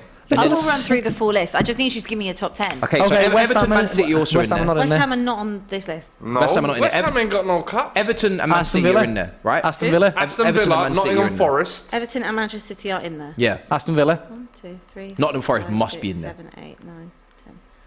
Don't you be looking. I wasn't looking. I just remember the top four. Right. Go for it. I'm going to read them because you're cheating. I can't believe number that. 1 is Arsenal with 14. Manchester United with 12. Chelsea, Tottenham, Liverpool all equal on 8. 8. Yeah. Liverpool have 8. Yep. So that takes you for the top 5. Aston Villa 7, Manchester City 6, Newcastle 6, Blackburn 6, Blackburn. Everton 5. Yeah. Okay. So Liverpool could be third. And It's joint. bizarrely, after that, what comes after it? West Brom 5, Bolton Wanderers 5. Liverpool are joint Damn. third. If you can, oh no, you've just seen that. No, I haven't. I actually haven't. Who are the all-time FA Cup goal I see your eyes, scorers? bro. Give me the top 3. Who are the all-time FA Cup goal scorers? Actually, give me the top 5. It's interesting if you do 5. top 5. Drogba. No. Obviously he's not. No, he's Nope. not. But I just said that just for bands. Top 5. Bobby Charlton. Nope. Harry Kane. Nope. Teddy Sheringham. Harry Kane. Teddy Sheringham. Harry Kane's definitely. Nope. Not in the top 5. Ian Wright. Nope. Ian Rush. Yep. Yeah. Oh, Can you tell me how many goals? Mr. Right, Ian. Ian Phil. 16. No, much higher. No one ain't getting Much higher. 24. 36. Number 2. that. Andy Cole. Oh, Ian Rush was number 1. Oh, Dwight York. Nope. Shearer. You lot are doing it through guys who've had short spells. Think long term. I just saying players. Think Michael played in the Owen. Michael English Owen. league for. Nope. I'll give you a clue. There's one from Tottenham. There's one from City. There's one from United, and there's one from Chelsea. Van der No way Sar. Klinsmann made that list. Well, who did you say? Victor Rooney. Not Wayne in Rooney. top 5. Wayne Rooney. Wayne Rooney Yeah, is third. of course, Wayne Rooney. is third with 23. Wayne Rooney. No Kane, no Sheringham. I'm trying to remember the fucking Spurs game. We don't have that one. There's going to be a mad player in here. There's Stephen Ireland. Nope. He's just messing. I'm going to tell you. That's a Stephen Island. Number 1 is Ian Rush with 36 goals. Frank Lampard on 27. Oh shit! Wayne Rooney in forgot third, about him. 23. Sergio Aguero in fourth with 20, and Jermaine Defoe. Oh! Do you mean? Do you know what? Oh my God. And I was like, nah. The I'm just going to say though, I did get the only 2 in My that list. favourite. Do you know the worst thing is Berbatov came to my mind, but Defoe and Keane never came to my How bad mind. is I'm like, yeah, the phone Why the just fuck slipped did me. I was going to say Crouch as well. That was Crouch. very close. Crouch, to my- yeah. Anyway, Crouch would have been a we shout. are almost done. We are going to quickly go through the scores from today's FA Cup. Would you like to do the honours? Yeah, I will do. Go Yeah, on then. let's Take go it. for it. So today is basically almost wrapped up. Obviously, there's some games tomorrow as well. So we have Gillingham 0, Leicester City 1, Preston 3, Huddersfield 1, Reading 2, Watford 0, Tottenham 1, Portsmouth 0, Blackpool 4, Nottingham Forest 1, Boreham Wood 1, Accrington Stanley 1, Ooh. Bournemouth 2, Burnley 4, Chesterfield 3, West Brom 3, Fleetwood Town 2, QPR 1, Hull City 0, Fulham 2, Ipswich 4, Rotherham 1, Middlesbrough 1, Brighton 5. Millwall 0, Sheffield United 2, Shrewsbury Town 1, Sunderland 2. Do you know, I felt like I was on that show. You know when they used to read out scores? Yeah. On teletext or whatever. Sunderland 1, Charlton Athletic 2. I just lived the dream. Thanks, guys. I appreciate that. Well, we've had a great afternoon, guys. It's been lovely to be with you all. Time has actually flown. It has, It yeah. has. It absolutely has. Almost at the Liverpool game now. literally. Got We that one to have, look we have forward a to. 84% confidence rating for the people who have enjoying the show. 85%. Love now. that. 85% of you. Big up to all of you that have joined us this afternoon. Doyle, what's your score for tonight? Liverpool are crap, but we're still going to win, so 2-1. Let's see if that is accurate. Matisse, score for City, Chelsea. 1-1. 1-1. Sitting on the fence. And you get to have a pick of both. What do you reckon? I say Liverpool 2-0. Wolves have only scored 10 goals all City? season. City to batter Chelsea 3-0. Wow. I think last time they were Very- just very sharpening rude. their teeth, but this time they're going to batter them like Very little rude. kids. Very rude. Right, anyway, that is it for us. We'll be back on Monday for Roundtable Talk and for a whole new week of analysis and football content. So thank you for joining us. Have a wonderful rest of your weekend and enjoy the FA Cup.